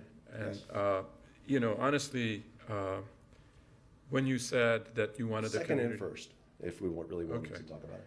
When you said that the community needs to be involved, I have to, not to chide you, but to basically say, I was elected. Yes, sir. By a majority of the members in my district who voted, which was about 65% of the population. So I think I have a pretty good read on my community's perspectives. Yes. And they are varied. Yes. On this issue in particular. But I think I have a pretty good read. So I just want you to know, I want to step back a little bit and say, slow down a minute here. What you're saying is important. Don't get me wrong. What anyone comes to us with as a concern is important. But what's important is I would hope that you could understand and respect our process as elected officials on the board. And I would agree with Dr. Piercy that I think we need to find a way, because we have a philosophy that we've tried to implement throughout many of our schools, if not all of them. It's the idea that we have community schools. Yes. So that parents and family members and community members could be active in their schools to help our schools be successful. And perhaps this is a topic that we can bring to our community and ask them to share with us what they think.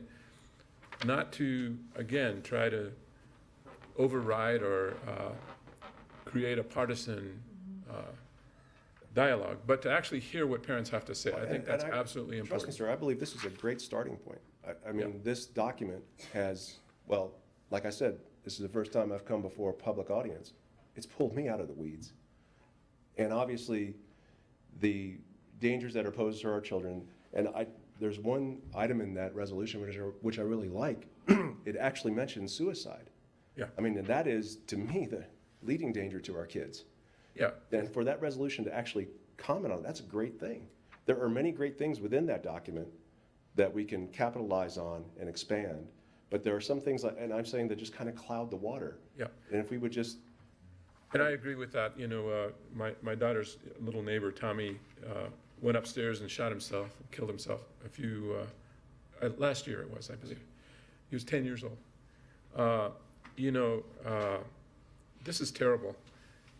What are the reasonable steps that we could take? Could we require and ask that the legislature and the federal government set in motion something that requires all gun owners to have gun locks on their weapons? I think that's a reasonable solution. But for whatever reason... It's a great discussion point. I agree with you, sir. Right, but for whatever reason, that's not come to the fore. So I think there are opportunities to be creative and come up with something that we can all rally around. I do not support arming teachers. I think that's wrong. I think that's dumb. I think if a teacher doesn't want to be armed, I agree with you wholeheartedly. I don't want that teacher armed. Yeah, but I don't think that a teacher should be armed simply because you create the opportunity for more accidents and more death.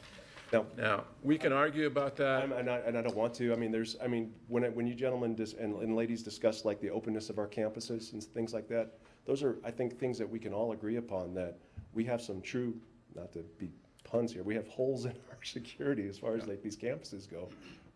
You know, I was taking my daughter off to an appointment the other day, and I'm at Albuquerque High School, and the gentleman sure enough took my pink slip, or orange, I can't remember what color it was, but he sure enough took it there and, you know, did what he was supposed to do to account for my child's whereabouts.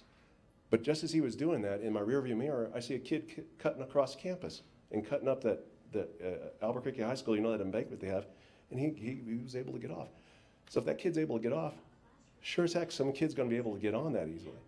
Or not just kid, anybody. And that's where my fears lie. And I honestly, you know, have experienced that, you know, with my grandson, who I said went through a longer phase of the knucklehead phase than I would have preferred for him to do. I would have loved him to do other things that make a student successful, but he had things he was trying to figure out and work out.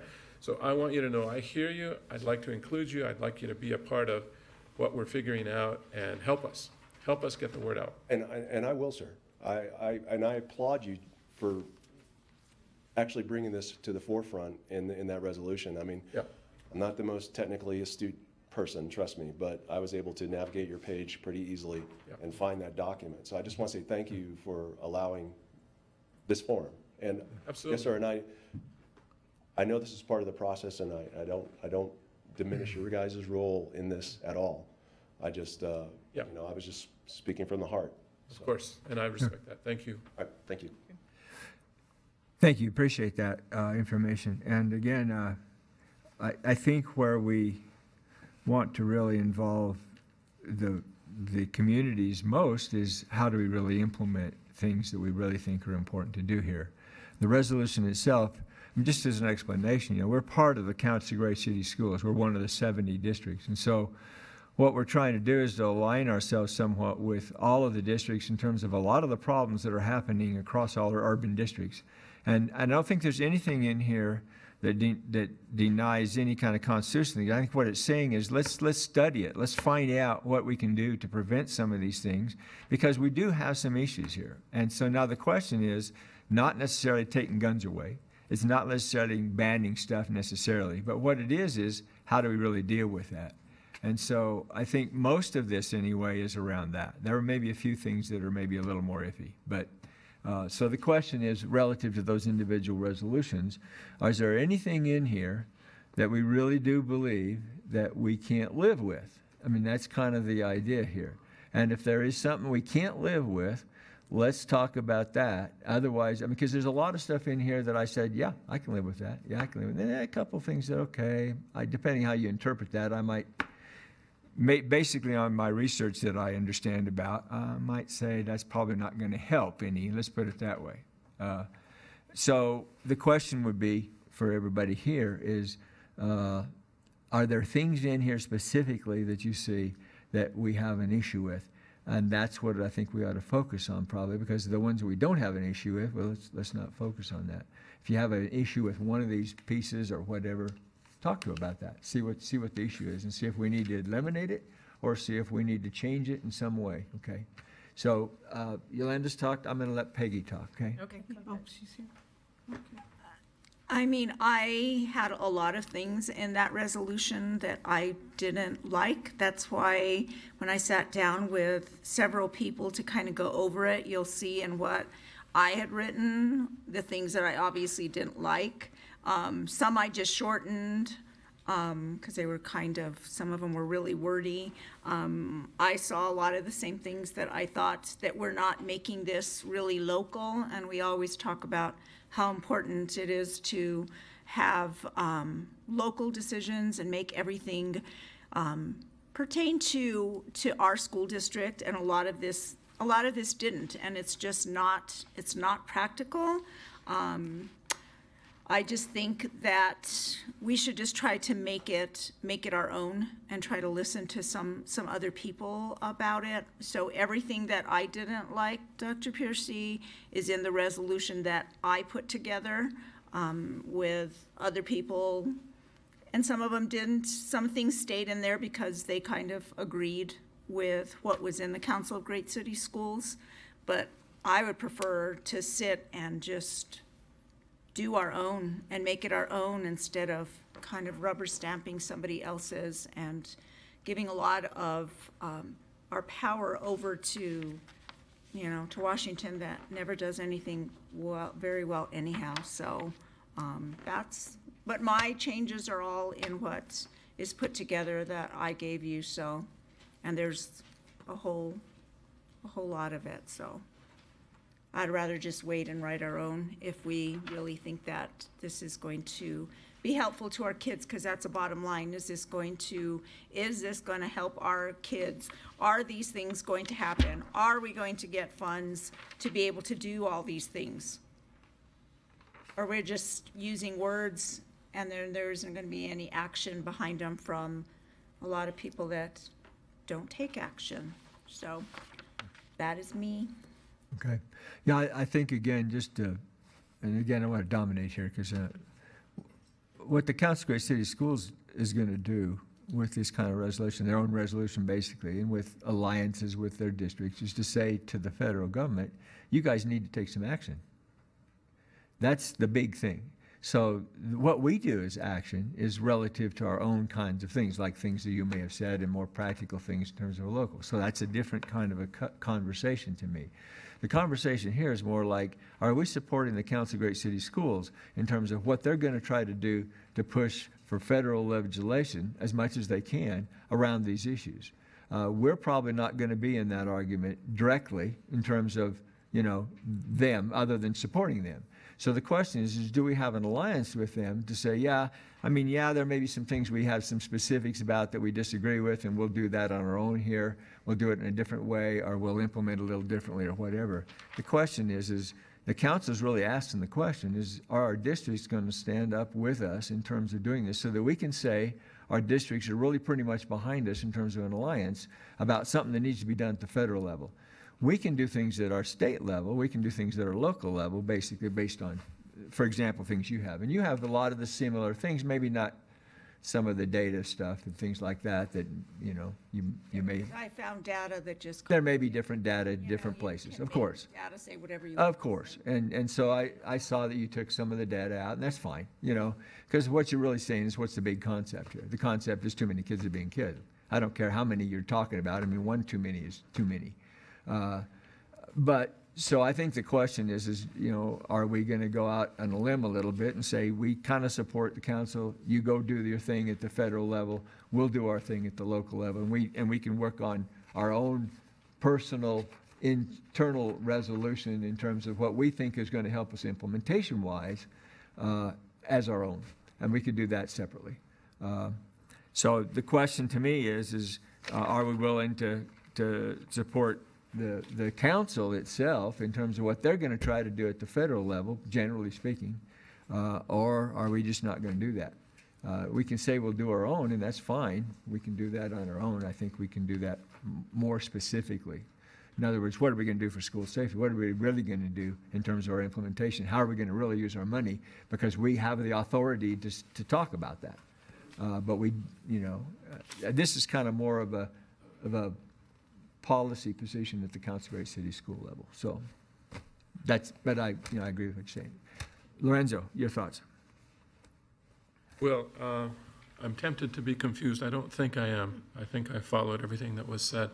My only thing that I would like to add is that we include in whatever resolution we pass that we urge opportunities for community dialogue so that parents and community members can come forward and share their thinking as we figure out what we're about, what we're doing here to make schools safe.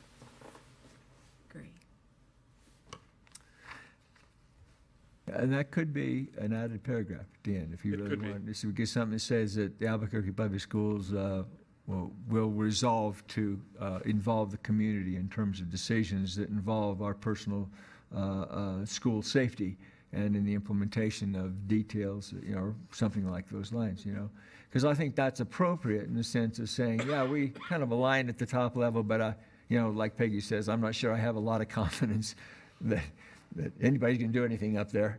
So the question is, what are we going to do? And so, our resolution is kind of that we're going to work on our own personal one to in fact involve our communities and make sure that our community's involved in those kind of decisions.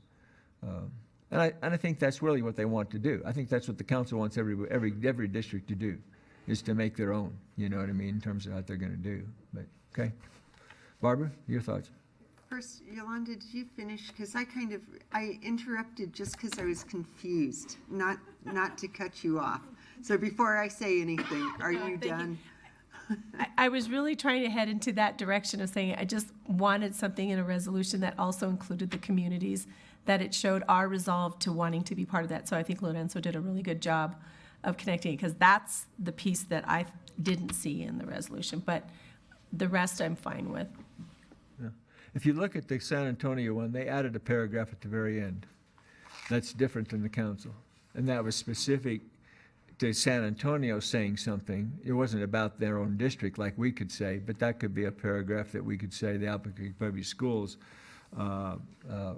resolves, that we will in fact work on our own school safety issues with the community involvement in terms of how we might implement some of the details relative to this resolution, or something like that.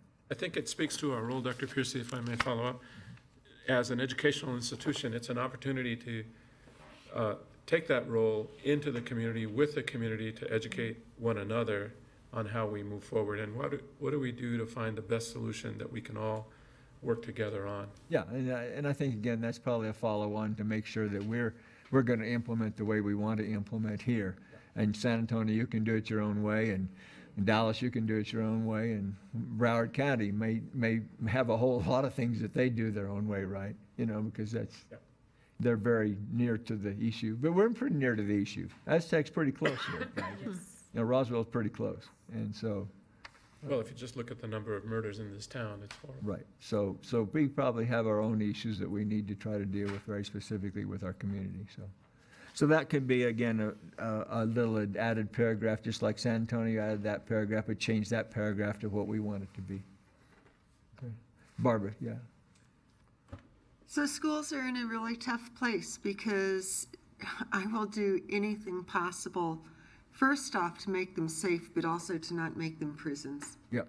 And the students that over and over again get impacted by schools being turned into prisons are the students that are already most alienated from their schools. And, you know, you look at some inner city schools where they're metal detectors and students, it's like going into a courthouse or a prison every day. And that is absolutely not what's going to keep our kids safe. And I mean, the fear that I have with all of this, with any of the resolutions of any sort, is that it takes, okay, this sheet right here, you know, that starts out, you want to arm me? Good. Then arm me with a school psychologist at my school who has time to do more than test and sit in meetings about testing. And it goes on. That if we really are serious about keeping kids safe, it's got to be based on relationships. And we don't build relationships by turning our schools into prisons. And I mean, once again, it will be a huge profit-making landfall for all the security companies that will have cameras and all sorts of devices and fences that we can put up, and it's not going to keep kids safe because they walk out of there or they walk in. And it goes back to, what are we doing to build community within schools? And if that's not where we're putting resources, I don't care what we do. I don't care what gun laws there are. I don't care what security measures. Our focus has to be on developing relationships with kids and with our community. And that's what's going to fundamentally make a difference. Right at this point in time, though, I feel like there is merit to joining on with the Council of Great City Schools and adding our voice as Albuquerque to say there has to be a big vision picture of what we want this country to look like. And I think that the council statement is a step. I mean, when I look at Peggy's resolution, there's certainly a lot that I absolutely agree with, and I think that we can keep working on it and adding it. But I don't think that this conversation is done at all. But I do feel like this is the point in time where, as a district, we need to add our voice to that national picture. You know, the one final thing, one of the things that keeps going through my mind, Dr. Piercy and several others of us went on the tour at Kirtland Air Force Base, and one of the things that we did was go into their virtual reality setting of what do you do in confrontational settings, how do you make decisions, active shooter. There are people who spend their entire professional career trying to deal with an active shooter situation. And it's still full of question marks of what you do and what actually diminishes violence and helps. And there are people whose profession that is. There is not a single, I don't want any of our teachers trying to make that their profession. Teacher's profession needs to be teaching kids, and that's more than a full-time job. What we ask is more than demanding in and out of school. And so I think of what does it mean for law enforcement if there's an active shooter situation and you walk into a building and have no idea who these armed people are and who they're shooting at. It is, so anyway, that's, I had to bring that up because I keep thinking, there are people who do this and train to do that day in, day out, and it's not easy for them. So I think we need to stay clear about what our mission as a school, as an institution of education is, and fight for those resources. And it comes down to knowing who kids are and having those relationships and having the resources. And that's fundamentally all that's really going to make a difference. But I support sending our voice of support to the council. Okay. Candy, your thoughts? Okay. I cannot imagine seeing a teacher in a classroom with lesson plans in one hand and a gun in the other. I just can't, I cannot fathom that at all. And that's not going to happen. One of the things that, when I looked at these two resolutions, I think what I like is what San Antonio did. I think we need to make this our own and say that we do support the Great City Schools resolution, but I think we need to make this our own, add our own label to it. And I think it should say Albuquerque Public Schools, at the fact that we need the community involved here. The community is key in making this document a document that is real to the community. The other thing is, I wanted you to take a look at page 2 of the resolution. It's on both resolutions. I need clarification on what we mean when we say extending the gun-free zone perimeter. What does that really mean? Does that mean that we're extending it beyond, we're looking at the school, does that mean an entire neighborhood? I think we need clarification on that. When I was reading this, it's not clear as to what that really means. Yeah, I think, again, that would be something that would have to be decided. We need to clarify. Yeah, that would have to be decided. Now, the question would be, where do we not allow guns? Now the question would be, well, we have SROs that have guns. I mean, is that okay? So there'd have to be some clarification of what you mean by gun-free. But it's talking about a zone, extending that perimeter. Right now, our schools theoretically are gun-free zones because we don't allow guns in our schools. But we're extending it beyond that. And so the question would be, is that extension beyond our, but some people may not have gun-free schools. You know what I mean? I don't know. Yeah. Some may only be the buildings, not the grounds. For example, maybe if you've got a gun in your car, it's okay, but it's not in the school, inside the building. I don't know what other districts have in terms of what they call gun-free zones, but it could be that in some urban districts it may be very different than in others. I don't know that, but that would have something to be defined, obviously. And so whether, I don't know.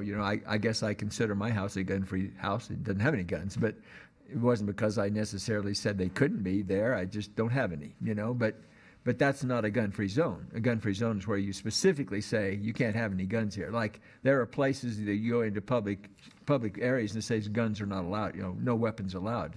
But it needs to be clear. But it needs to be clarified, sure. But again, a lot of this would be clarified. Like, what does it mean by a ban? What does that exactly mean? I mean, there's lots of things that would have to be clarified. I think what they're trying to say here is, would you please do that for us? Clarify it exactly so that we, in fact, get better safety in terms of what we're doing. Now, whether you trust the federal government for doing that or not, that could be another question, right? That you'd have to talk to your legislators and see what you mean by that. And there's a disagreement. I mean, you can go out in the community and there will be disagreement in terms of what people will say about that.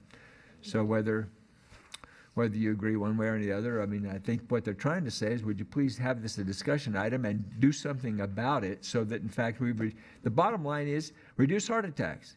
The bottom line is reduce gun killings, I mean, that's what my doctor said about my medicine. He says, the only thing I care about is whether it reduces your heart attacks.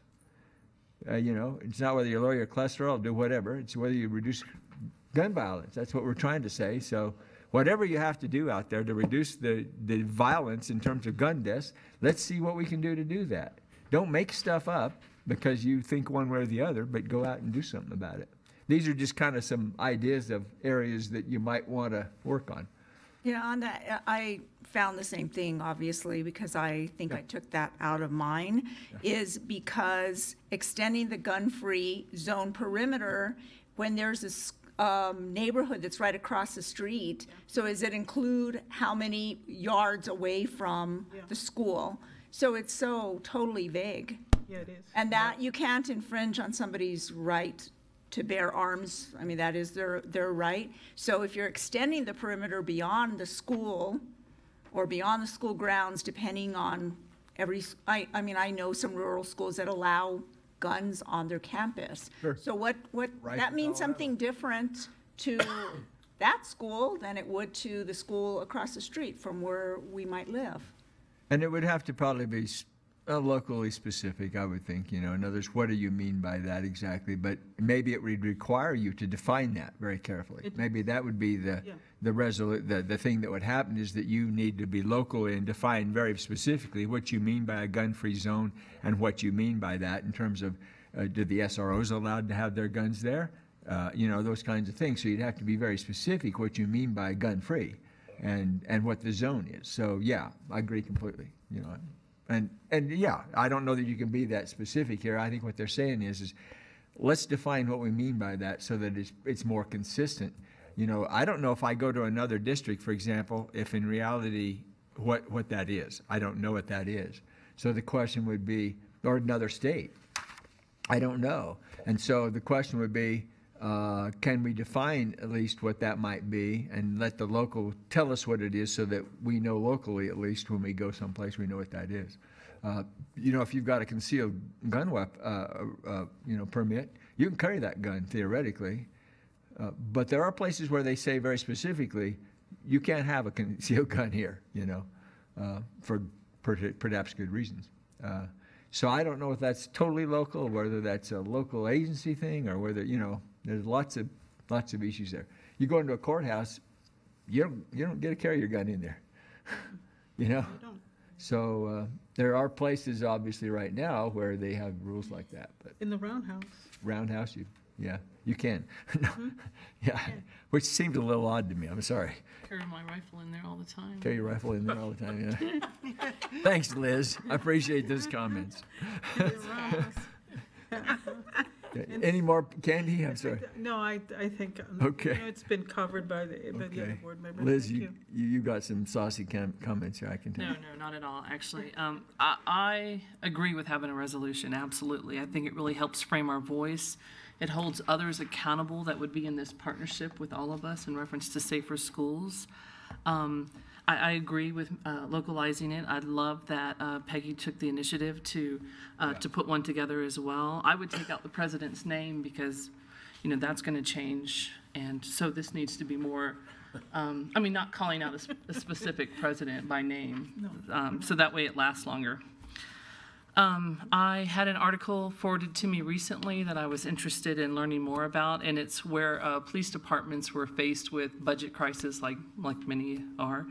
And they partnered with their schools to open up substations in their schools. So it benefited the police department as well as creating safer campuses. And so I'm interested in reading more about that article. And to Mr. Benton's point, since our latest school shooting, I've had constituents contact me every single day, and very lively comments, by the way. I hope you appreciated my response, but very, very lively comments. But I would have to say that the majority of the folks that have contacted me in my district do support kind of the values that are outlaid in this resolution. And if I could, I'm normally the quickest one, but if I could read this to you real quick on what someone sent me. It says, so I'm confused. When the person with the AR-15 comes down the hall firing dozens of rounds in seconds, is the teacher armed with a handgun supposed to open the classroom door and expose the children to rapid gunfire while she tries to shoot the guy spraying her with bullets? Do you think the children's screams would distract her from getting a good shot? Or is she supposed to hide the children in the closet and cabinets before opening the door to the guy with the semi-automatic weapon? Is she wearing the handgun all day, every day? Is it loaded? Is it concealed under her clothes or in a holster on her waist? Could a child with impulse control issues grab that loaded gun from her and use it against her or the other students? And when she's holding and aiming a loaded weapon and the police respond to the 911 call, how will they know she's a good guy with a gun and not the bad guy with a gun? How will they know not to mistake her for the shooter and shoot her? Will the bonuses for the teachers carrying guns come from the money saved by cutting Title I funding, or the money saved by cutting funding for the arts?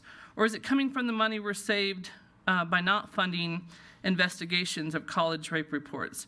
I'm just wondering if guns are more important than reading or arts or girl safety, trying to draw out all the priorities of our country on a flow chart. So that was just one, I just wanted to share that one comment that was sent to me. That's interesting. But it's so complex, and we have a lot of input, and but I do think it's important to have a resolution so that we all have a voice in this. So, thank you. Okay, thank you. Well, I've talked a lot, so here's what I recommend, and then we'll see what the rest of you think. I would take the San Antonio resolution. I would put the APS logo up here. I would put Albuquerque Public Schools here.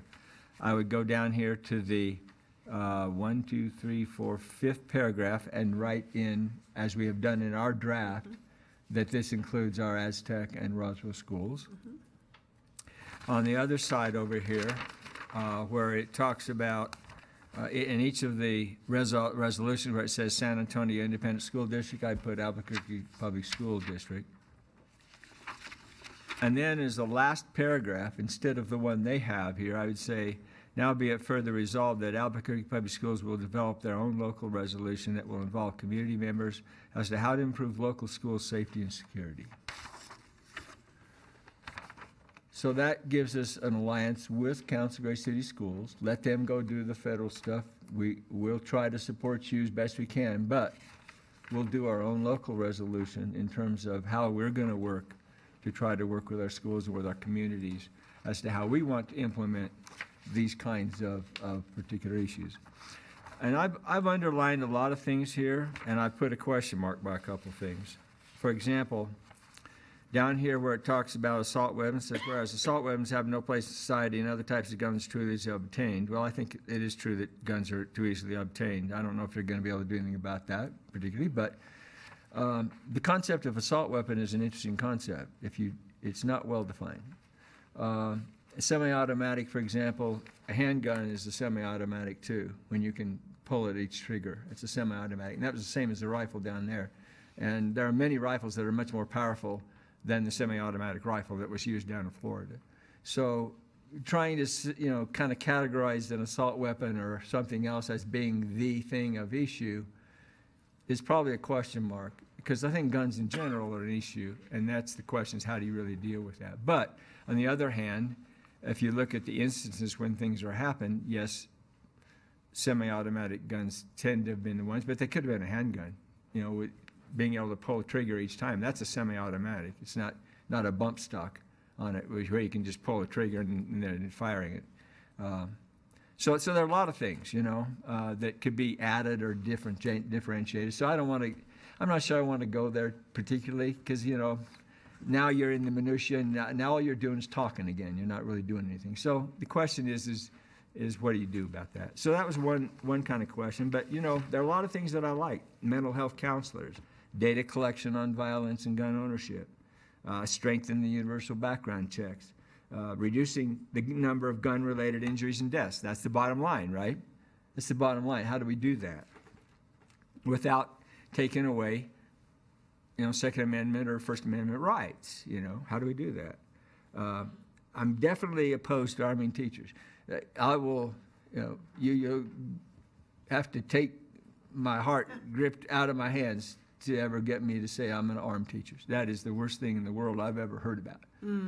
It's never going to happen as long as I have anything at all to yell about. I have no idea what extending the perimeter of gun-free zones means, but it's okay with me if you want to discuss it and talk about it. Increasing the counselors, mental health staff, psychologists, social workers, absolutely.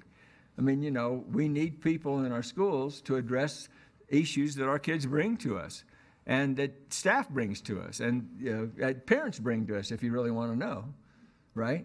And so, yeah, those are all good things.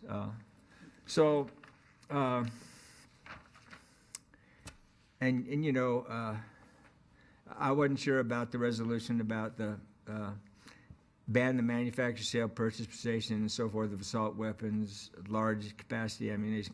I don't know. You know, there's so many possible weapon types of things that I'm familiar with that I don't know if that's going to help us. But I think the idea is what is it you want to do?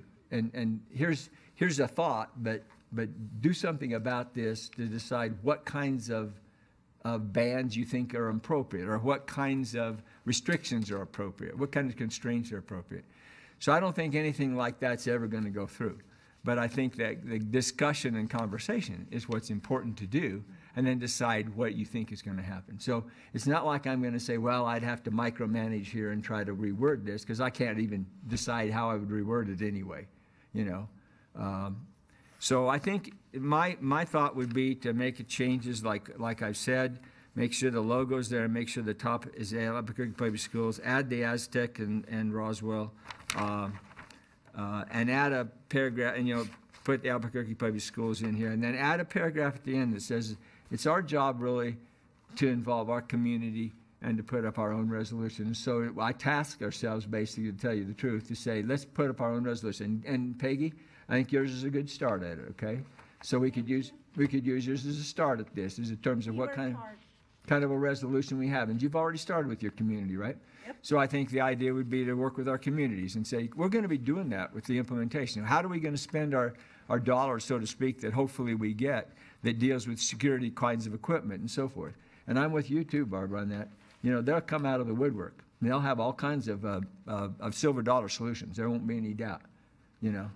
And just like you've read, how's this really going to work exactly? And, you know, I worry about the prison idea because, you know, I had somebody say, well, we ought to have locks and everything on the front doors and everybody, you know, and I says, yeah, but what if they want to get out? You know, what if they want to get out? Which is another issue. Or if you're a black male teacher who is armed. Yeah. Yeah. That's right. You know, I want to get out, you know, and I can't get out because all the doors are locked. Or maybe I have a fire and I want to get out. I mean, there may be other circumstances under which I need to get out, and if everything's all locked up and everything, and I can't, or chained up or whatever, I can't get out. So there are all kinds of issues here with regard to how we're going to deal with this. But so that's my idea, guys. And if those are, if you want to have a motion on that with those changes that I've indicated here, that's fine. And you can either motion yes or no, or motion yes and vote it down, or whatever. But I think we ought to move on with what we want to do, okay? So I will put forth this as a possibility with the changes that I've indicated that are kind of along the lines of some of our thing, with the last paragraph saying that I task ourselves basically to come up with our own local resolution that deals with a lot of the things that our speaker talked about, and more of the implementation in terms of Albuquerque. What are we going to do specifically? Yeah, we kind of support Alliance, but what are we specifically going to do here? And so task ourselves. So that's kind of my thought on it, and I'll allow others to put forth a motion. So moved. Second. Okay, it's been moved and second. I'll take a roll call vote on that. Yes. Peggy Mueller Aragon, Definitely no. Lorenzo Garcia, Yes. Barbara Peterson, Yes. Candelaria Patterson, Yes. Elizabeth Armijo, Yes. Dr. David Piercy. Yes, and I appreciate, Peggy, your vote. I do, because I've actually looked at some research on, you know, if you look at the research, the real correlation is where are all the guns. In other words, if you look at the correlation as to where deaths are, it's how many guns there are. It has nothing to do with assault weapons. It has nothing to do with all those things. It has to do with how many guns are there. So if I got guns, more likely that you're going to have deaths by guns. So, but the question is, well, what do you do with that? One of the top states is guns deaths per student. That's Wyoming. Well, why? Well, Wyoming is they probably need those guns up there, but the question is they don't have very many people. So if anybody gets killed, it's probably a pretty high percentage, But yeah, so I appreciate it. So I want to let you know that. Dick Cheney lives there. Yeah, Dick Cheney. Well, yeah, when you shoot it. Well, I mean, let me tell you, I grew up in a town called Rifle, right? I grew up in a town called Rifle, and everybody, not everybody, but a lot of them had guns in the back of their trucks. They went out hunting after school, right? And I guarantee you, we all disappeared when all the hunters came up to Rifle, Colorado to hunt in the winter, or hunt in the fall, because we didn't want to be around all those people shooting. The people there knew what was going on, but we had people coming, raving rifles and shooting out of their cars, and all the people would put up signs that say cows, please do not shoot my cows, And I grew up in Miami, Florida, similar experience. Similar experience. So I appreciate this argument. I mean, and I tell the story, I learned this later on in life that my dad worked. I was born in Winslow, Arizona. I lived there 6 months. And I said, well, why were we in Winslow, Arizona? He says, well, my dad worked on the railroad. And I said, well, what did my dad do on the railroad? He says, he was a guard. I said, he's a guard? I never, ever heard my dad talk about a gun. Never. And he was a guard on the railroad. This is a music director. This is the guy who plays the piano, So there's a lot of history, in some of those things. So I appreciate it. Okay. Well, with that, we will have you guys make up the resolution, and we will have that. So thank you very much for the discussion. I think it's an important discussion, guys. Important discussion. This is an important issue for us. And, it's been going on a long time. It's only been going on a long time. And somehow we got to quit killing our kids. So that's the issue. Thank you very much. So we got one more thing to do tonight. If I can find my agenda here. There we go. We have to consider the, we have board comments. We have a lot of board comments already. Consideration of the approval and nomination of the New Mexico School Boards Association 2018 Excellence in Student Achievement Award. Presenter is Christy. Thank you, Christy. I come before you with a slightly lighter subject at hand, and that is to decide who we will nominate as a board for the New Mexico School Board Association's Excellent in Student Achievement Award. Now this, although the title of the award says student, the person who's nominated cannot be a student. It needs to be an adult who's been active in students' lives. And so you have in your packets a list of names. These are all people who have been recognized by you in the past year, who fit the qualifications for the award nomination. And I would stand for questions and for help in making the nomination. Do I have suggestions from the board? I mean, these really are very, very good people. They're incredible people. Incredible people. So but I actually would lean towards Susan McKee. I second that one. Okay. Are there other comments? Okay, so we're looking at just selecting one person? Yes. That's correct. Okay. Yep. I'd say all. They're all stars in their own right. Yeah. And I just think it'd be very difficult. I think we submit all the names. Barbara did this last time, right, Barbara, with some of the students, but. This one's a little bit different in that yeah, but these we can are. only actually send in one name from the board. Okay, and it's really difficult. You know what, I don't know how to pronounce that name, Gino, would you mind pronounce? Rob Janoff? Janoff. Rob Janoff? That's my choice. Rob Janoff? Yes. Yeah, Rob's a good guy. He does all the music stuff. Music. Very innovative stuff at Yes, Jefferson. the music guy. Yeah. 2 for Susan, 1 for Rob. Yeah. Any thoughts? I mean, we can have a nomination and vote, we can have a discussion, we can go on all night, we can do lots of stuff. You can draw a name, yeah, I like that.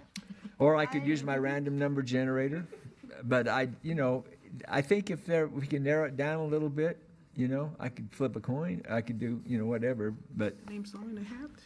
So I have huge respect for Robert, and I never know how Robert says his last name, Beatty. Oh, yeah. Beatty. But we have remarkable people within APS. Right. Same thing with Andy Shee. I think the work that they're doing is really important, and we need to be working with them, and it's significant work.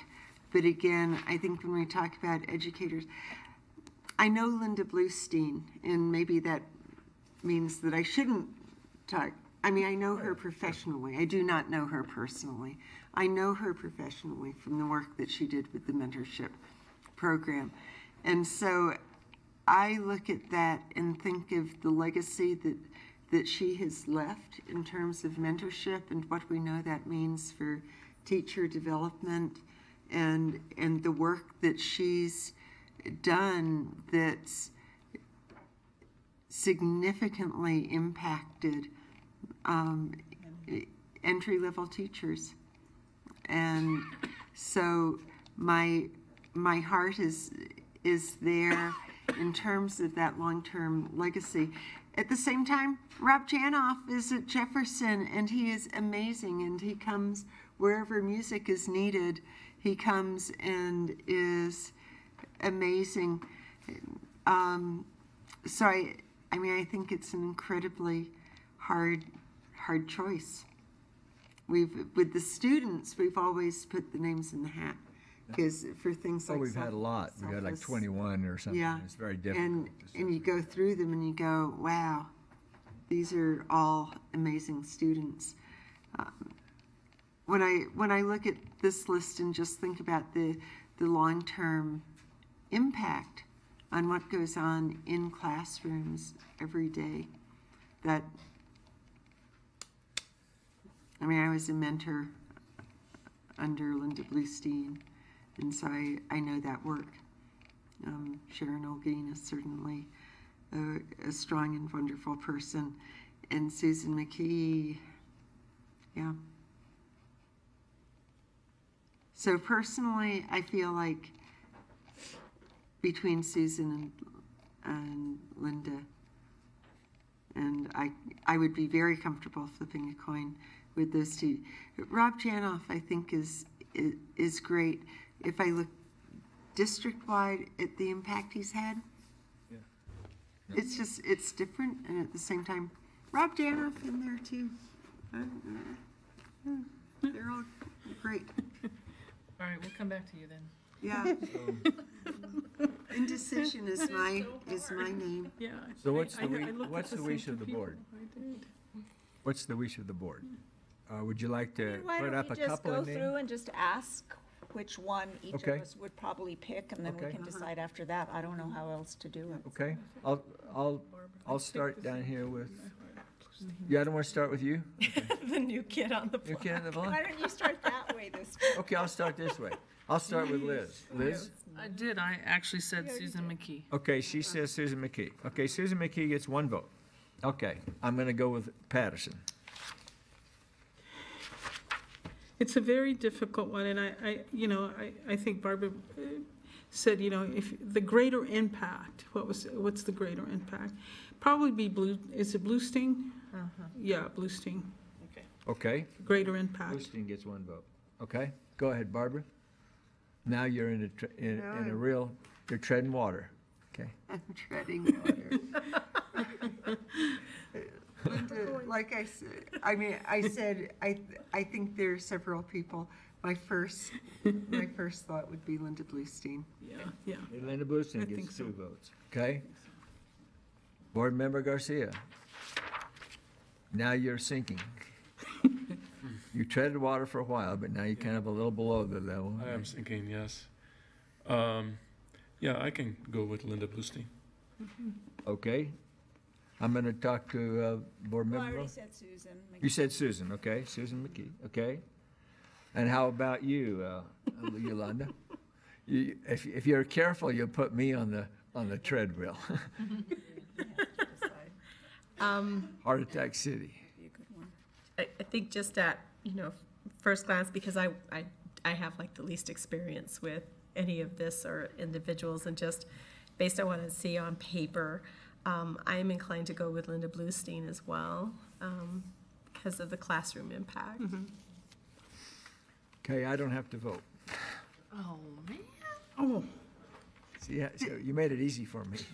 Yeah. The one other Actually, I probably would have gone with Susan McKee. I would have gone with Susan McKee. The one other thing about this is that she is still working. So we can save her for next year. Save her for next, well, I think they alternate it, but maybe 2 years, yeah. Okay. So you got Linda. Okay, so Thank you we very have, much. we have Sodicol voted. Linda Bluestein is our selection, and Thank you for your time. you've got it. Okay. Thank you. Very good. So we'll go on to item 9, board member comments. Do we really have any? We shouldn't, but we always Shouldn't. do. Well, you do. Yeah. I'll start with Peggy. Peggy, Why? you get a chance to vote, to say, okay?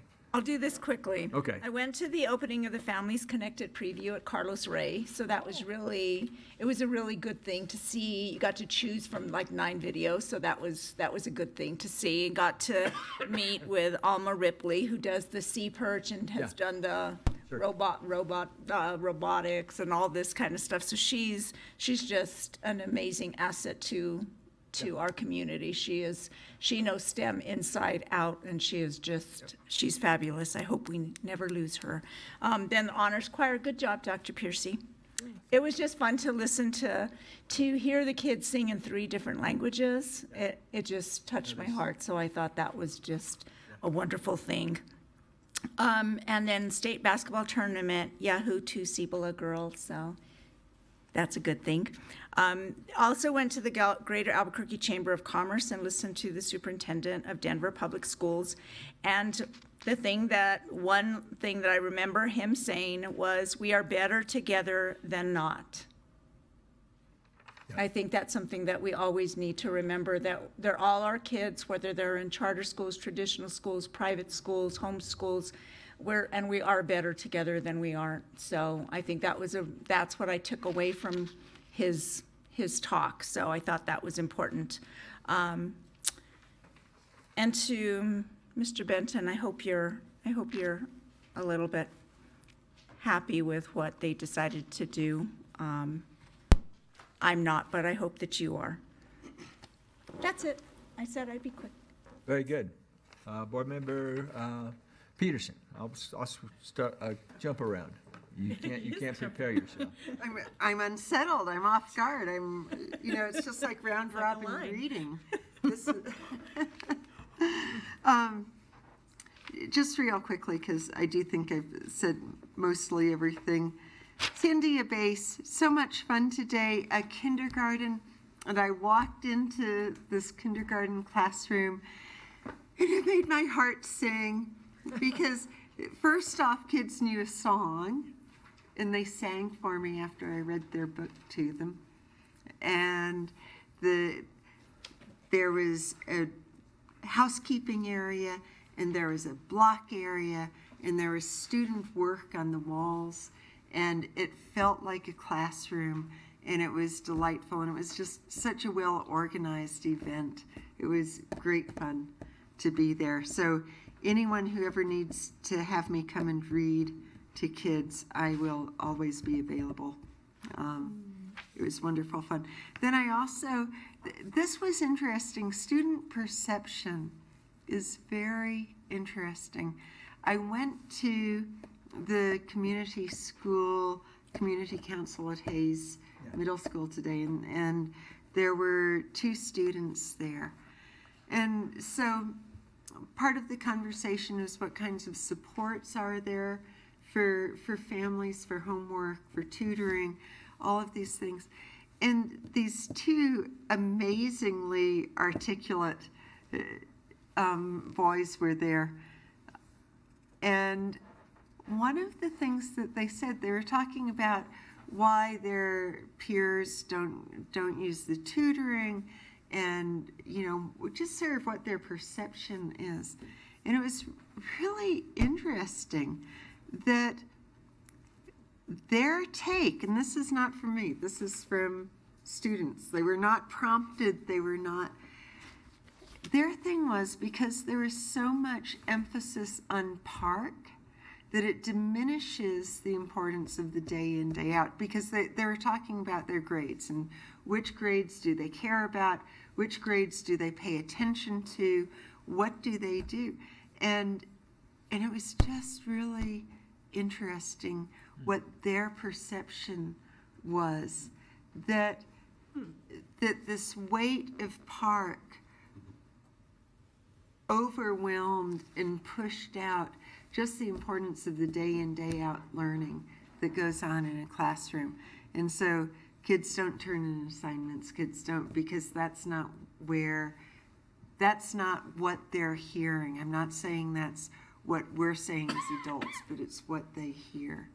And I just thought that's really kind of food for thought, that what are we teaching our students is important. But a shout out to Beatrice and that community school council, because she's working really hard to get involvement, both parent and student. Board Member Armijo. So, Superintendent, if we could have the chronic attendance article sent to Joseph Armijo at Valley High School, that would be helpful. Perhaps you could hand deliver it, but Personally delivered, please. call him to the office. Recently I thought I would drop by Chelwood Elementary to check out the science fair, and that science fair was in 4 different buildings. It was the most incredible thing I've ever seen. And so I learned that there was over 400 species of sharks as well. Good so job. I was so impressed. I mean, it took hours to go through, and I was just pleasantly surprised that it was so big. It was so impressive at Chelwood Elementary. I'd like to thank Mr. Benton for coming in person tonight. And so often, a lot of our comments are behind an email, so it's always great to put a face with a public comment. So thank you for being here tonight. And then in reference to our board positions and nominations, I have incredible respect for each and every one of you. And every single time I'm honored to sit next to you. Whether we always agree on everything, I always have respect for each and every one of you. So thank you for that. And that's all my comments for tonight. So thanks. Thank you. Board Member Yolanda. Thank you. It was, since everything has occurred around just the issues around school safety, it's really interesting. I have the privilege of living in a neighborhood where I have 2 school principals that live in my neighborhood. One's for Hayes and the other is at Polk. And so suddenly my front yard has become a natural gathering location for a conversation around just schools, and their kids come by, and I come home right after I work out, when I do get to work out, and because it's staying light outside, I still have people that want to come and just have a conversation. So it's been really good. But the issue of school safety has definitely been on their brains a whole lot more, and lots of concerns about, how do we, what are some things that we can do to assure students especially that, going to school every day is going to be okay. And that seems to weigh pretty heavily on the leadership of these 2 principals, which I have great respect for. They're wonderful people. The other thing on the safety too, I think the difficulty for me was when I got a call from my stepson, who says that there was a call to his school and he didn't know whether to send his daughter to school or not. And so when it hit closer to home like that, then it certainly has weighed on my mind. And, we had a long conversation, and I said, you need to send her to school. We need to have confidence that everything's going to be okay, because we don't want her to feel like school isn't a place for her to go. And so we got through that conversation. So I appreciate the dialogue tonight and the conversation. It's not an easy one, and there are no easy solutions. I know if my late husband were here, he would be saying, oh, hell no, would I ever want to even be considered a teacher who would have a firearm in my possession or in my classroom. That just is not something he would have thought about. But he would have been engaged in a conversation about how do we make it safer? How do we do something that is going to change that culture of this issue of what's going on in our country? So I appreciate the conversation tonight. The other thing, so on a lighter note, I'll end on a lighter note. I'm going to give a shout out, a pre-shout out to Jefferson Middle School, because we're going to be there tomorrow in great force. They're having a career fair for the entire middle school. So the Department of Workforce Solutions, they have somehow waylaid my entire department, and everybody is going to be there tomorrow. And it's going to be an opportunity not only for the students but also for the parents, because it's going to go into the evening hours, and parents are going to have an opportunity to also just be engaged with some of our tools and resources. So if you guys have a chance, go to Jefferson tomorrow and, you know, go take a resume building class with some 6th graders. So it should be a lot of fun. So thank you. Very nice. Board Member Patterson. Okay. I'm truly honored to serve on this board with these wonderful folks here today. And thank you for your vote as well, a vote of confidence. I want to address the fact that, you know, when we want to hear, if we want to hear the voices of our children, we need to make sure that they are safe, that there's a place for them, and that we do this often enough, that it not just be this event, that it be often, and that, you know, the community come together, and that we listen to not only our children, also our families out in our community, and that there always be a safe place for them. And I know that we offer that as part of APS, and I know that's something that we continue to do. And the other thing I wanted to say is that, you know, I had the opportunity to attend the Sea Perch at the West Mesa Aquatic Center, organized by Ms. Ripley. What a phenomenal organization. It takes an enormous amount of energy and know-how to do that. And to watch these the students with the activities and the teachers who help these students, cajole them through the process, is really an amazing feat. I mean, it's really phenomenal work. And I want to thank all of those folks who do that. And, you know, out of all of that came 2 volunteers, 2 engineers, retired engineers. And, you know, my husband doesn't know this, but he's one of the volunteers. He will know this afterwards and stuff, so we'll see. And today is my anniversary as a board member. This is my first year. I feel like I've been here for a long time. How about you, Elizabeth? Here for a long time and stuff. And so, you know, and I just wanted to say I was elected in District 5, sworn in March 1st. And I'm also the board member in Learning Zone 2, Dr. Gonzalez as well. I just wanted to remind him that I'm also representing that area. But anyway, thank you so much, and thank you for being here today. Thank you, Board Member Garcia. Well, briefly, I'll just say thank you for all of you who have said you were praying for my wife and for us to get through this health crisis. I appreciate that a lot. What to say? I think we as a board have grown, have matured in a way that's nice to look at, to think about. And I hope that we can continue to raise the bar for ourselves so that we will challenge ourselves to grow. And I take your challenge very seriously.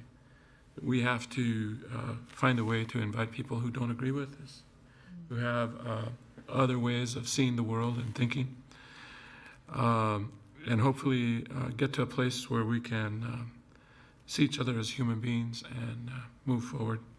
I'm frankly sick of the horrible role modeling that we see on a regular basis, where people trash one another and look for the gotcha moments.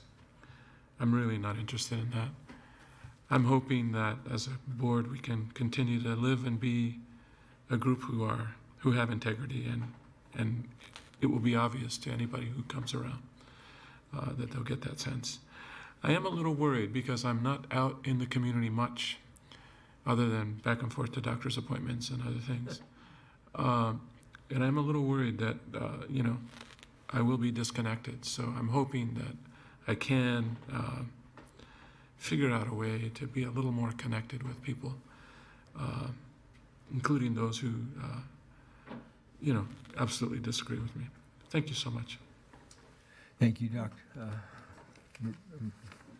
Lorenzo. Just for my short thoughts, appreciate again the board's support for me and for all of us, but I appreciate that greatly. And just to comment on Tom Boasberg, the superintendent of Denver Public Schools, one of the things that I thought that conference, and we had a little roundtable afterwards that Terry Cole and the Greater Albuquerque Chamber of Commerce organized, but I was impressed that the DPS 2020 plan had really a lot of the same elements that we have in our academic master plan. Same goals, same kinds of goals. It had the whole child, it had college career ready, it had the early childhood, early literacy, had those kinds of things. A lot of the actions that they have already taken are things that we're either working on or working towards. I liked a couple things he said. There was a kind of a teacher network that I thought was a little different than what we did. But I thought that was interesting to have an instructional person that had, supervisory over, more of a mentor-teacher kind of a thing. I thought that was interesting. Also interesting that the tax increase that the city allowed to pay for that. There was more to it, but basically the bottom line was they needed the tax increase in order to do that. But I liked the discussions, and I thought he was. One of the things he said that I related a lot to is that he said, I don't like to call my schools failures. They're not failures. He says they just have things that they need to work on. We need to work together. I think that goes to what Board Member Muller-Aragon was saying, is we need to work together. We need to be part of this together and not be putting blame one way or the other, and let's just get it done, and so that's what he's really interested in, is really getting things done, and I think he's done a decent job there. So I appreciated that. And of course, I love the honor choir stuff. I think that's one of the highlights in my year, is to see all the parents that come here and just so proud of their kids, and the kids that are just so energetic, up there doing all their things, and the conductors that they get. I mean, you didn't see all the rehearsals, but it's kind of funny in the rehearsal stuff what they do. So it's kind of fun. And then the musicians, all the teachers that we have that are so flexible and so wonderful in what they produce for those kids. It's just great to be part of that. So I like that a lot. Thanks, Superintendent, for all these activities that you got all of our staff doing to improve them. I can't even list all of them. And I don't have quite the same wife issue that Lorenzo does, but I do have a wife issue. I'm feeling like a caretaker here, but yeah, Martha did have knee surgery replacement on Monday, and this past Monday, a week ago, and she's doing real. She's doing real well, and I appreciate everybody who sent me things. And we just Brenda just delivered a green chili stew almost about noon, and we just ate that right up. It was lunch. So anything I can get, that I don't have to produce is wonderful. It's great. But so thank you for that, and thank you, Lorenzo, for covering for things. I've had to call in a couple times, and sometimes I didn't even get my call totaled on the DEE. So I appreciate that. But so it's good. It's good to have coverage. It's good to have people who can take over and to help out. And I think that's part of being a family in the community here. So I think that's what we're about. And so I look forward to the next year here to really make even more progress than we're making. So I'm looking forward to that. So thank you very much, guys. Dr. Piercy, I might add that I think your father and Benny Goodman would have been very proud listening to you with that incredibly Yeah. competent intercultural choir. Yeah, thank you. You know, I won't go there, but thank you very much. I appreciate that. Okay, so we have, next board meetings are Wednesday, March 21st, 2018, 5 p.m. here. And the next special education boarding will be Monday, March 26th, 7:30 a.m. in the DeLeo Martin. And with that, we are adjourned. Thank you, guys.